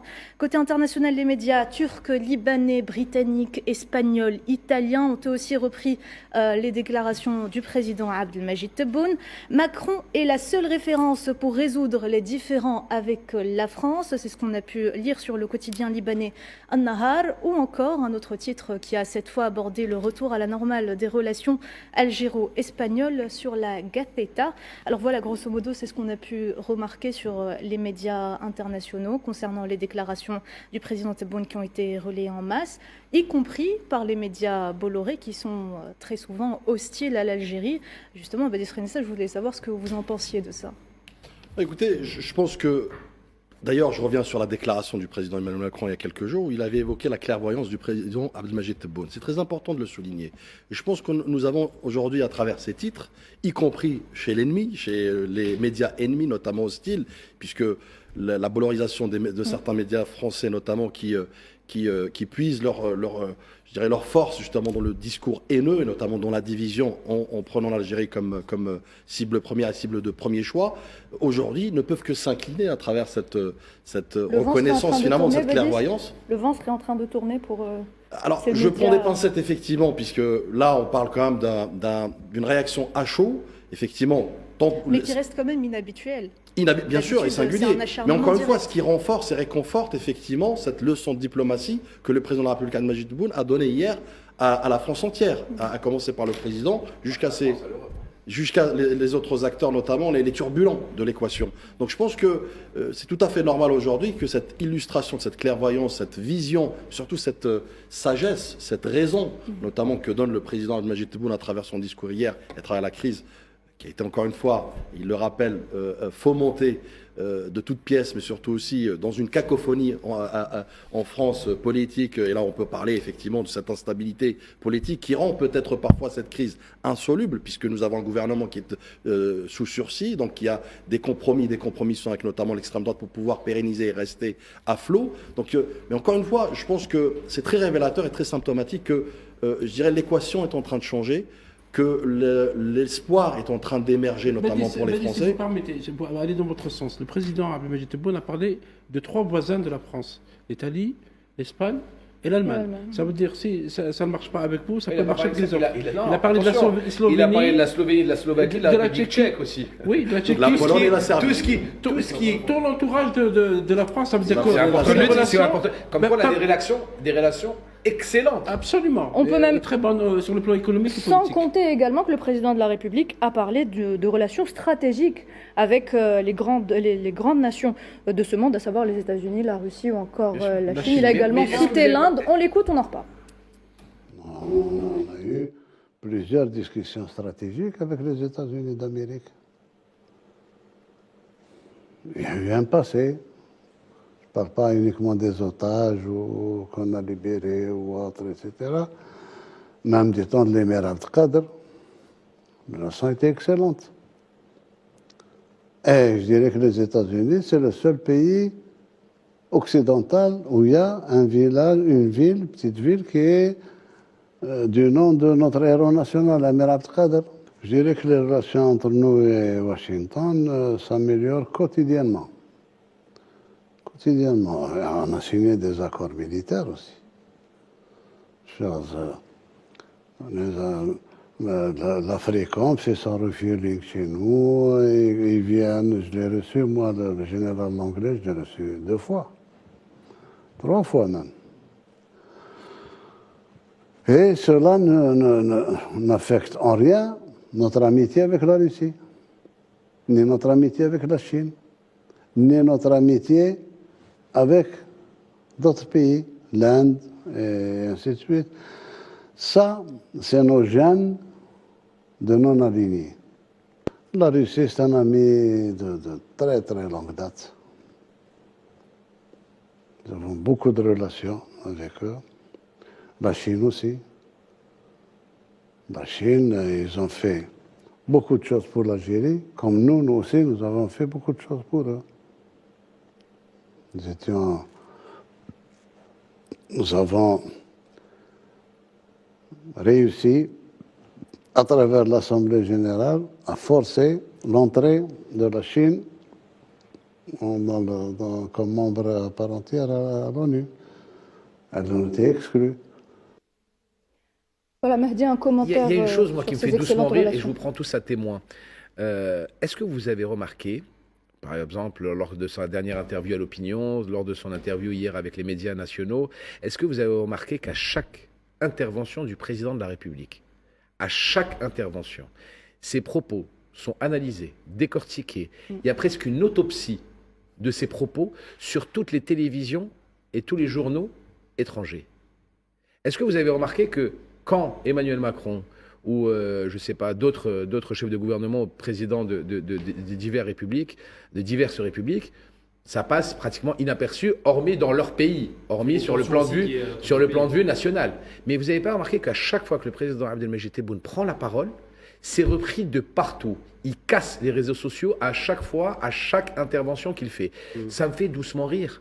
Parce qu'on dit toujours, oui, l'Algérie est isolée, l'Algérie n'a pas de partenaire, l'Algérie n'a pas de... Mais finalement, tout le monde parle de l'Algérie à chaque intervention de son premier représentant, qui est le président de la République. Donc, cette façon de monter en épingle une histoire sur l'Algérie, et que, lorsque le président de la République prend la parole, eh ben, tout le monde analyse, décortique, commente ce qu'il dit, ben, ça prouve que l'Algérie a repris sa place dans l'échiquier mondial. Ça prouve que l'Algérie a tout son poids dans l'échiquier mondial et que ce que dit le président de la République est écouté, est respecté et commenté. Est-ce que c'est bien dit ? Le président a parlé tout à l'heure dans l'intervention, il a parlé, comme Souleyni m'a dit, aussi des rapports avec des pays importants, la Chine, l'Inde, et la Russie, et également les États-Unis, parce qu'il a cité les accords militaires signés avec les États-Unis,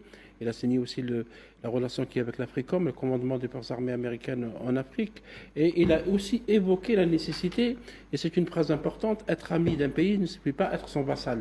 Ou son satellite. Ou son satellite, ça veut dire comprendra qui voudra par rapport à ça, mais également qui voudra ou comprendra qui pourra. Qui pourra comprendre, absolument, et ça souligne aussi un point très important dans la politique extérieure de l'Algérie, c'est le non-alignement. L'Algérie garde des relations donc équilibrées avec tous les pays. Badis, un dernier mot. Non, je pense que le président de la République, Abdelmadjid Tebboune, a tout simplement cassé le vieil adage qui disait l'ennemi de mon ennemi est mon ami. C'est plutôt aujourd'hui, on peut dire que l'ami de mon ennemi est mon ami finalement, puisque l'Algérie a une diplomatie équidistante avec tout le monde, effectivement, qui tire son essence de le non-alignement, qui est un principe fondamental pour l'Algérie, mais également aussi, le secret de cette réussite, c'est quoi ? C'est de prendre chaque pays, chaque partenaire avec ses spécificités. Donc on n'a pas ce mélange des genres, notamment l'Algérie conçoit qu'elle a des relations avec l'Inde, avec la Chine, mais également avec les États-Unis, en même temps avec la Russie, et pour autant elle a des relations au beau fixe avec tous ses partenaires. Très bien, merci. Merci à tous donc pour ce débat très enrichissant autour donc de l'entrevue accordée par le président de la République aux médias nationaux. On revient dans quelques instants.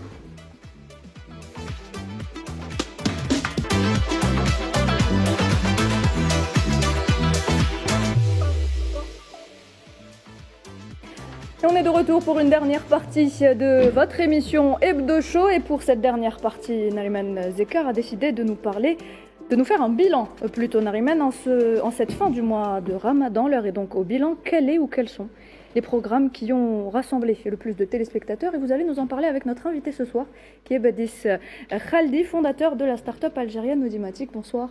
Bonsoir. Merci d'avoir accepté notre invitation. Merci de m'avoir invité. Et Sahaftorkum.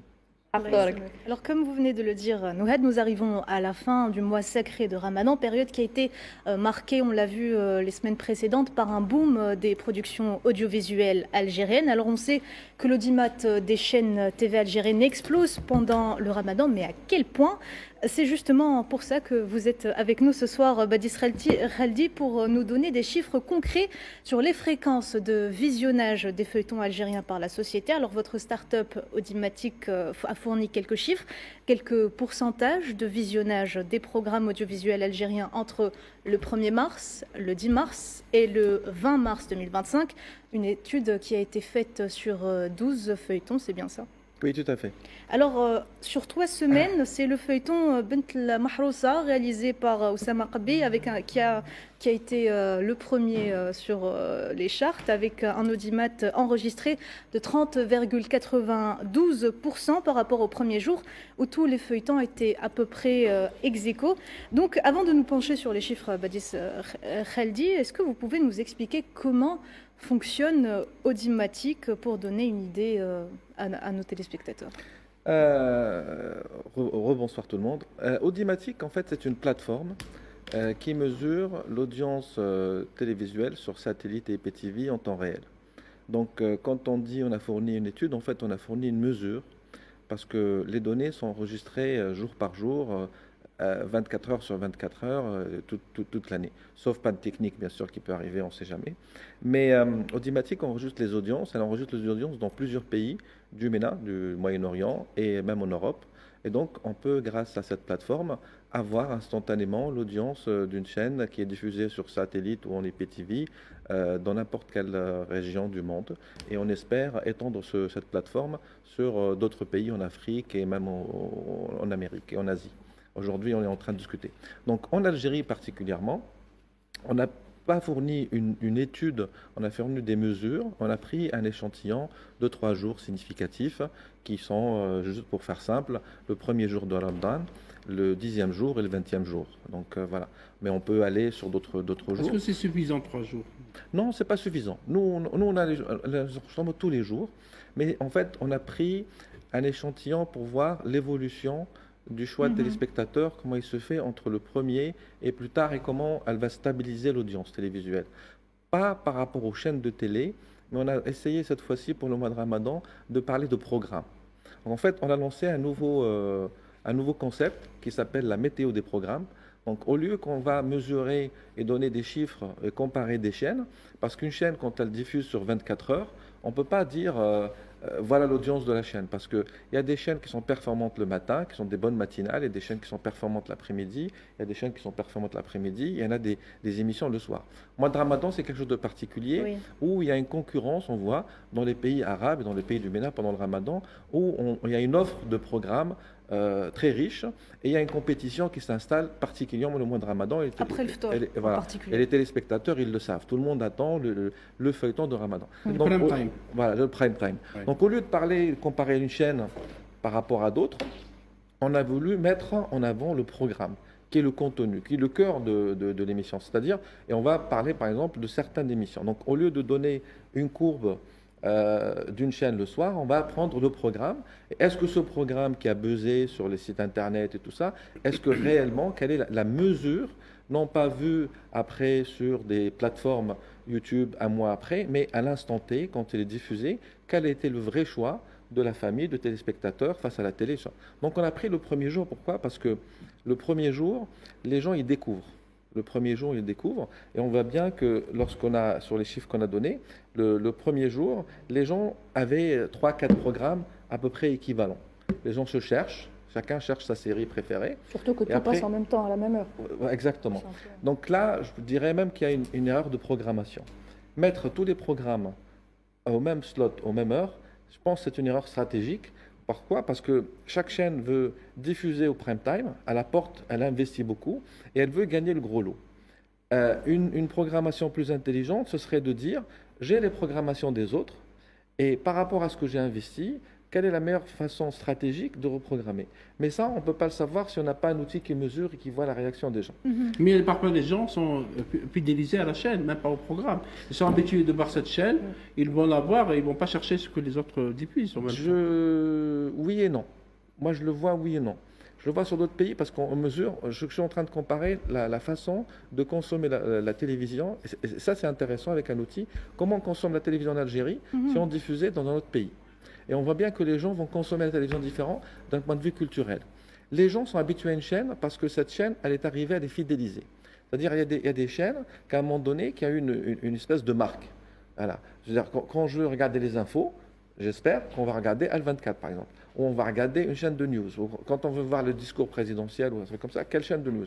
Dans le divertissement, il y a des chaînes qui sont très connues, qui ont fait une marque et qui ont habitué les téléspectateurs à toujours donner des programmes. Donc les téléspectateurs vont au premier choix, on va dire les chaînes premium, on va voir qu'est-ce qu'elles ont donné. Mais les gens, ils ne sont pas dupes. C'est-à-dire, il y a des programmes qui sortent un peu outsiders, qui vont sortir sur d'autres chaînes et qui font la différence. Et c'est ça la nouveauté. Et heureusement, parce que dans la créativité de l'audiovisuel, parce qu'il y a des œuvres artistiques qui sont créées, c'est qu'on demande à toutes les chaînes de nous surprendre. Et pour nous surprendre, donc on va voir. J'avais aussi donné des choses, par exemple en Tunisie, où c'était un peu, ils ont décalé leur programme. On a bien vu que chaque slot, il y avait une chaîne différente. En Algérie, pour revenir, le premier jour, une petite question avant, oui, je vais vous laisser terminer. Vous avez effectué cette mesure sur un panel de combien de personnes exactement? Oui, ça c'est une bonne question parce que c'est la base en fait. Quand on parle d'audience, quand on parle de mesures, quand on parle de... Parce qu'aujourd'hui, il y a plein de gens qui parlent sur des plateaux d'audience et tout ça. En fait, les gens arrivent avec un PowerPoint et ils vous montrent des chiffres, mais ils ne vous expliquent pas comment ils ont fait ces chiffres. Jusqu'à maintenant, la méthode traditionnelle pour faire ces chiffres-là, c'est de faire des sondages, des instituts de sondage, qui font un bon boulot, d'accord? Mais leur boulot consiste à faire des appels téléphoniques ou un sondage dans la rue. C'est-à-dire, ils vont poser la question pendant 3, 4, 5, 6 jours à un nombre de gens de 1000, 2000, 3000 personnes pendant toute cette semaine. C'est-à-dire, en gros, ils font une moyenne de 200, 300 interviews par jour sur un panel pour savoir à peu près qu'est-ce que c'est. Donc, en revanche, on va prendre une semaine, c'est beaucoup d'efforts, et je le remercie pour ça, c'est beaucoup d'efforts pour avoir au bout d'une semaine une réponse sur un panel où on va poser la question aux gens, souvenez-vous, qu'est-ce que vous avez regardé, d'après vous, qu'est-ce que c'est que ça, et tout ça. Et il est dommage de voir aujourd'hui sur des appels téléphoniques et des enquêtes faites dans les rues, voir des courbes. Ils ont même réussi à faire des courbes avec un point tous les quarts d'heure. Et pour les panels, les publics sont différents. Parce que le public féminin, les hommes âgés, les jeunes, les enfants, oui. La ménagère, les villes, il y a des publics dans les villes, dans les campagnes. Donc, par exemple, c'est un peu empirique. Il y a le match de l'équipe nationale, je peux vous dire déjà les courbes de l'ENTV vont ou exploser. de l'Algérie qui vont exploser par rapport au sûr. match de l'équipe nationale. Ça veut dire que c'est empirique, ça veut dire que c'est pas vraiment. Le panel ne peut pas être fixe. Comment vous choisissez votre. En fait, ça, c'est la méthode traditionnelle des instituts de sondage qui sont habitués à faire des sondages de produits. C'est-à-dire quand on fait toujours, je rappelle ça, que c'est des instituts qui font des appels de produits. Donc quand je veux vendre un produit, je vais cibler un panel de tranches d'âge, sexe, homme, féminin, catégories socio-professionnelles. D'accord, un échantillon. On prend un échantillon, on le fait. C'est ce qu'on fait pour les produits. Après, on va reproduire cette même méthode pour la télévision. Qu'on questionne les catégories socio-professionnelles, moi ça ne me gêne pas. La différence, c'est qu'à l'instant T, au moment où on questionne, la télévision, elle change toutes les heures. Les programmes changent toutes les heures, donc l'audience, elle change tout le temps. Et donc, moi, je dirais, on peut avoir une étude par rapport à ces instituts pour savoir quelle est la tendance, comme vous dites, par catégorie, des choix.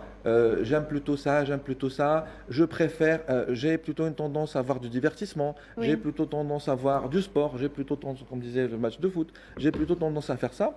Et ça vous donne les tendances des catégories socio-professionnelles, tranches d'âge, sur ce qu'ils aiment. Est-ce qu'on peut dire, on se demande si ces chiffres nous renseignent réellement sur les tendances et les comportements des Algériens lorsqu'il s'agit de consommation de feuilletons ou autres? Oui, elles peuvent vous renseigner sur l'attitude, et c'est les instituts de sondage, elles font bien leur métier pour ça, quelles sont les tendances, et quelles sont les préférences, et les attirances, et où on va. En revanche, elles ne seront pas exactes pour la mesure et pour donner la pénétration et l'audience. Si on veut, il y a deux choses qu'il faut qu'on sépare. Quelle est la tendance?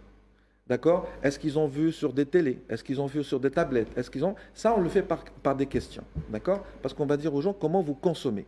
En revanche, la mesure, il faut qu'on aille vers des solutions techniques, des solutions un peu qui mesurent la réalité. Parce qu'on va dire, on va faire un questionnaire, on va dire, on a posé des questions et on vous donne les vrais chiffres.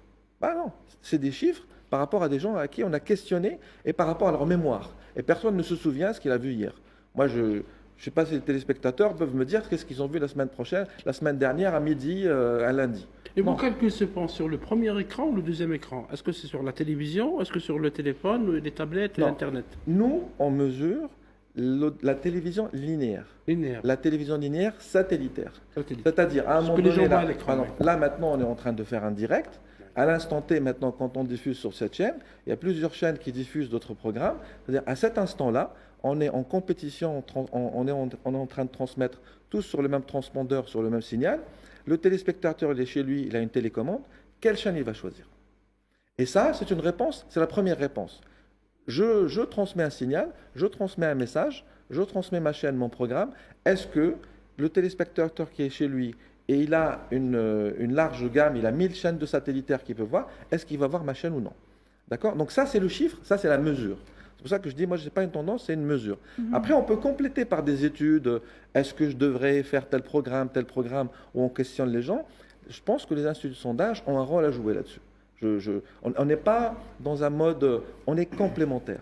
On parle de la mesure de l'audience, c'est une mesure, et on parle d'une tendance des téléspectateurs à aimer telle chose, ça on peut faire. Et après leur tendance aussi à consommer. Comment est-ce qu'ils aiment premier écran, comme vous dites, deuxième écran? Est-ce que je vais plutôt voir ma télévision sur un portable, sur une tablette? Ça on peut poser la question. Et donc le but, Badis Khaldi, c'est aussi de permettre aux professionnels des médias d'améliorer le contenu et de rendre un peu le secteur plus attractif pour les téléspectateurs.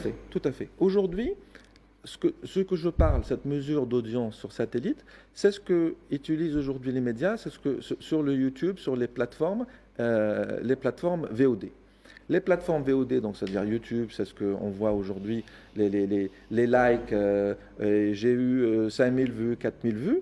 Ça, c'est des techniques qui sont faites par des machines qui vont mesurer le retour téléspectateur et combien le produit qui a été mis sur Internet a attiré les gens. Sur la télévision linéaire, il n'y avait rien avant. Donc notre start-up, c'est pour ça que je dis start-up, elle était innovante et on est le premier aujourd'hui au monde à proposer un système de mesure temps réel sur le satellite. On en a parlé la dernière fois, quand on s'était vu. Et ça devient complémentaire, ça veut dire sur la télévision linéaire. Alors le but, c'est quoi? Le but, c'est qu'une télévision, chaque fois qu'elle diffuse, elle a le retour du téléspectateur. Comme un acteur qui est au théâtre et qui voit à la fin du spectacle les gens qui applaudissent ou non. Comme quelqu'un qui va mettre son film dans un cinéma et qui va compter le nombre d'entrées au cinéma. Donc, avoir un retour quotidien en temps réel, heure par heure, mesuré et non pas deviné, et non pas étudié ou fait par des statistiques, ça vous permet de savoir est-ce que le programme était bon ou non.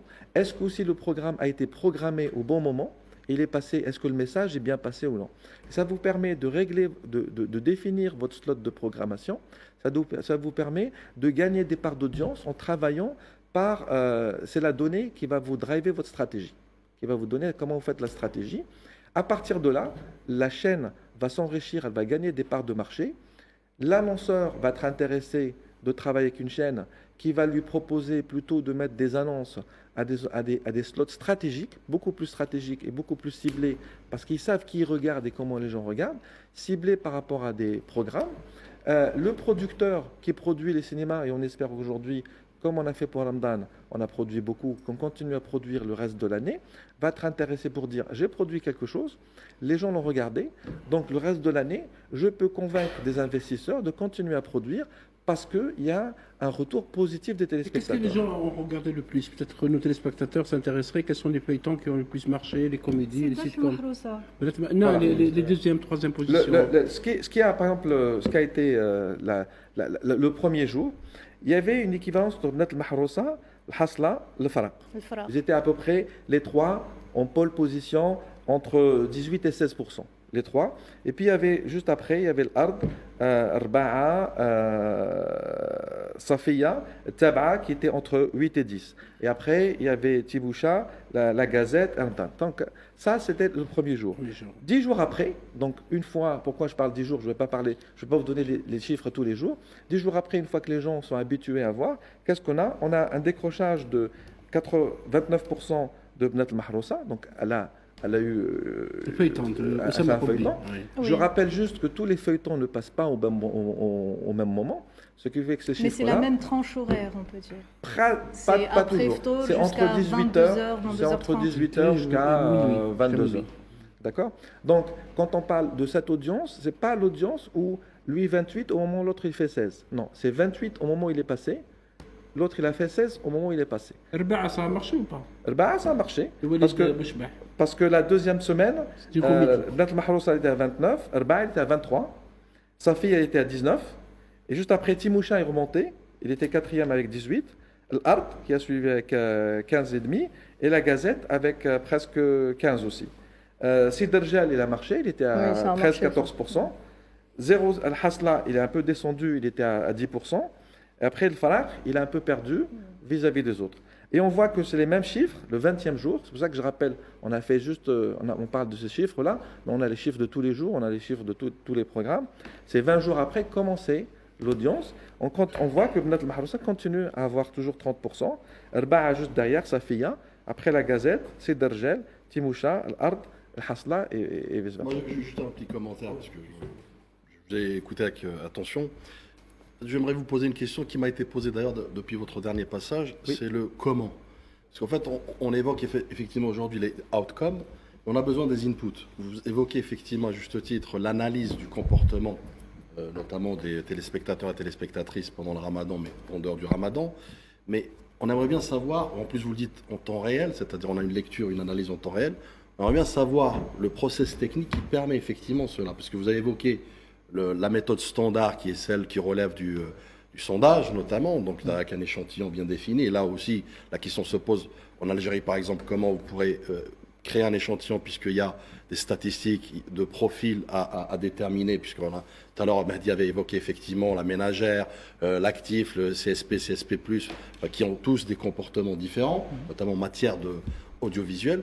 On aimerait bien savoir, et c'est une question qui persiste au fait, qui m'a été posée après votre dernier passage, ils veulent savoir les gens comment justement on arrive à avoir cette lecture, puisque vous parlez de start-up innovantes, effectivement, on aimerait bien comprendre cette innovation.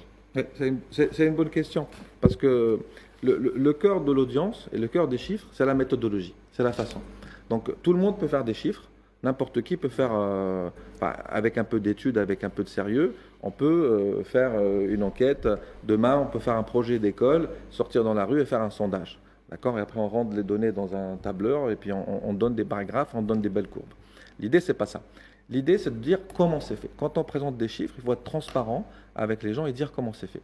La méthode classique consiste à faire un panel avec un groupe, on définit socio-professionnel et on dit c'est 1000, 2000. Et après, plus on met d'argent, plus on a le panel. Hein.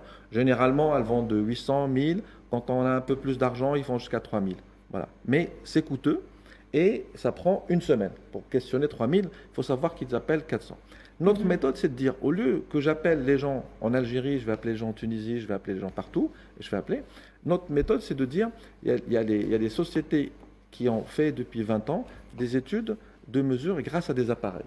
Donc, ils ont mis des appareils chez des gens, 4000, 5000, 6000, et grâce à ces appareils, on mesure ce que les gens zappent. La médiamétrie. Médiamétrie, par exemple. D'accord ? C'est une solution intégrée. Est-ce que les gens sont au courant, en fait Oui, quand on met une boîte chez vous, donc forcément, vous avez la confiance. C'est des gens qui fabriquent des boîtes et qui vont les mettre chez vous avec votre accord. Et puis, ces boîtes-là vont mesurer exactement ce que vous faites. Le problème, c'est qu'on est sur le sondage et sur la médiamétrie, mais votre méthode, c'est quoi? Parce que moi, je vous écoute depuis tout à l'heure, juste très rapidement. Ouais. Je suis un peu gêné parce que, franchement, on vous a reçu la première fois, on n'a pas eu vraiment de réponse, parce que c'était peut-être, je sais pas, un secret à garder. Là, aujourd'hui, vous faites un cours magistral d'explication de comment fonctionnent les médias, les courbes d'audience, l'intérêt en termes de coûts et de revenus, les annonceurs, parce que quand il y a plus d'audience, il y a plus d'annonceurs, donc plus d'argent, et c'est pour ça que les chaînes travaillent. Là, je vous écoute depuis tout à l'heure, je ne comprends pas du tout. C'est-à-dire que vous faites tout un tas d'explications de texte sur la mesure très approximative qu'on appelle les sondages, vous avez bien compris. Oui. Ça ne veut rien dire, un sondage, surtout sur les programmes sur une semaine. Par contre, là, vous nous parlez d'une méthode révolutionnaire qui, normalement, là, je vous vois devant moi, je vois un millionnaire. Parce que cette méthode-là, vous allez en Europe, vous dites, je peux mesurer avec précision, heure par heure, qui écoute, à quel moment et quelle audience vous avez. Là, c'est le jackpot. Tout le monde rêve de ça. Oui. Et là, vous nous expliquez, enfin, j'entends pas la réponse depuis tout à l'heure. J'aimerais savoir comment vous faites, quel est ce miracle qui fait que vous ayez la formation. Laissez-le répondre, Garnat. Voilà, c'est très bien. Mais vous comprenez pas, mais c'est les bonnes questions. Voilà. Alors, qu'est-ce qu'on fait? Au lieu de fabriquer des boîtes, quand on fait médiamétrie, et de les mettre chez les gens, et on va fabriquer 10 000 boîtes en Algérie, et on va fabriquer 10 000 boîtes en Arabie Saoudite, on va fabriquer 10 000 boîtes en Irak, on va fabriquer 10 000 boîtes. L'idée, c'est de dire, au lieu que je fabrique des boîtes, je ne vais pas fabriquer des boîtes, je vais utiliser les démos, les décodeurs que vous achetez en Algérie. Je ne sais pas si vous avez acheté un démo en Algérie. Oui. Voilà, quand vous allez au marché, vous achetez un démo, une marque, vous installez chez vous, vous branchez une parabole, et puis après, ça fonctionne. D'accord ? Vous recevez un signal ? Voilà. Vous recevez un signal, vous Exactement. Ces boîtes-là, toutes les boîtes qui ont été fabriquées sur les 10 dernières années, elles sont un module IP. D'accord ? Donc, nous, on a travaillé avec 2 partenaires, je vais vous expliquer. Voilà. Il y a deux partenaires avec qui on travaille, qui ont à peu près aujourd'hui, qui ont vendu 4 millions de box dans le monde. D'accord ? Ces 4 millions de box dans le monde, nous, on a fait un accord avec eux, et on a un soft embarqué sur le processeur, tout simplement, un soft embarqué, à nous, et une fois qu'il est intégré, donc tout ce qu'il fait avec la télécommande, il remonte chez nous. D'accord. Donc, je vous explique encore. Quand quelqu'un achète une nouvelle box, ce soft est déjà intégré. Quand les box sont déjà sur le marché, dès que la personne fait une mise à jour, un peu comme votre téléphone, le soft, il est téléchargé, il intègre la boîte. Quand il fait une mise à jour, forcément, il est sur Internet. Donc, dès qu'il fait une mise à jour, il est sur Internet, il télécharge le software, et automatiquement, le software, comme sur votre téléphone, il est mis à jour. Et tout ce qu'il va faire sur la box, ça remonte chez nous. Sur les 4 millions de box sur le marché aujourd'hui des deux partenaires. Chaque marque elle a plusieurs modèles, c'est ce que vous achetez. Ces box-là se vendent dans tous les pays avec des marques différentes, parce que c'est des marques blanches. On a aujourd'hui 350 000 box qui se sont mis à jour ou qui ont été vendus à jour et qui sont connectés à notre système. Très bien, monsieur Khaldi, merci. La protection de la vie privée reste un très bon sujet. On arrive à la fin. Voilà, tout à fait, parce qu'on est GRPD. La protection de la vie privée, elle consiste, à un moment donné, on connaît votre nom. Quand vous achetez la box aussi, vous n'avez pas votre nom, votre prénom sur la box. Donc, la vie privée, elle est respectée.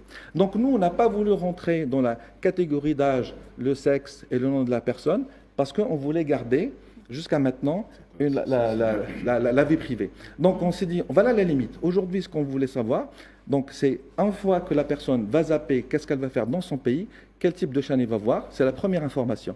Et on ne rentre pas dans la vie privée, justement, pour éviter ça. En Algérie, aujourd'hui, pour répondre à votre question, sur cet ensemble de box, on a 120 000 box qui sont en Algérie. Le mois de Ramadan, depuis qu'on a commencé, on a à peu près 96 000. Par jour, on a 60 000 box qui sont connectés. En prime time, on a à peu près 20 000. Est-ce que ça répond à votre question? Oui. Très bien. Maintenant, c'est clair. Ah, c'est clair. Merci. Merci, monsieur Khaldi, d'avoir été avec nous ce soir. Je rappelle que vous êtes le fondateur de la start-up algérienne Audimatic.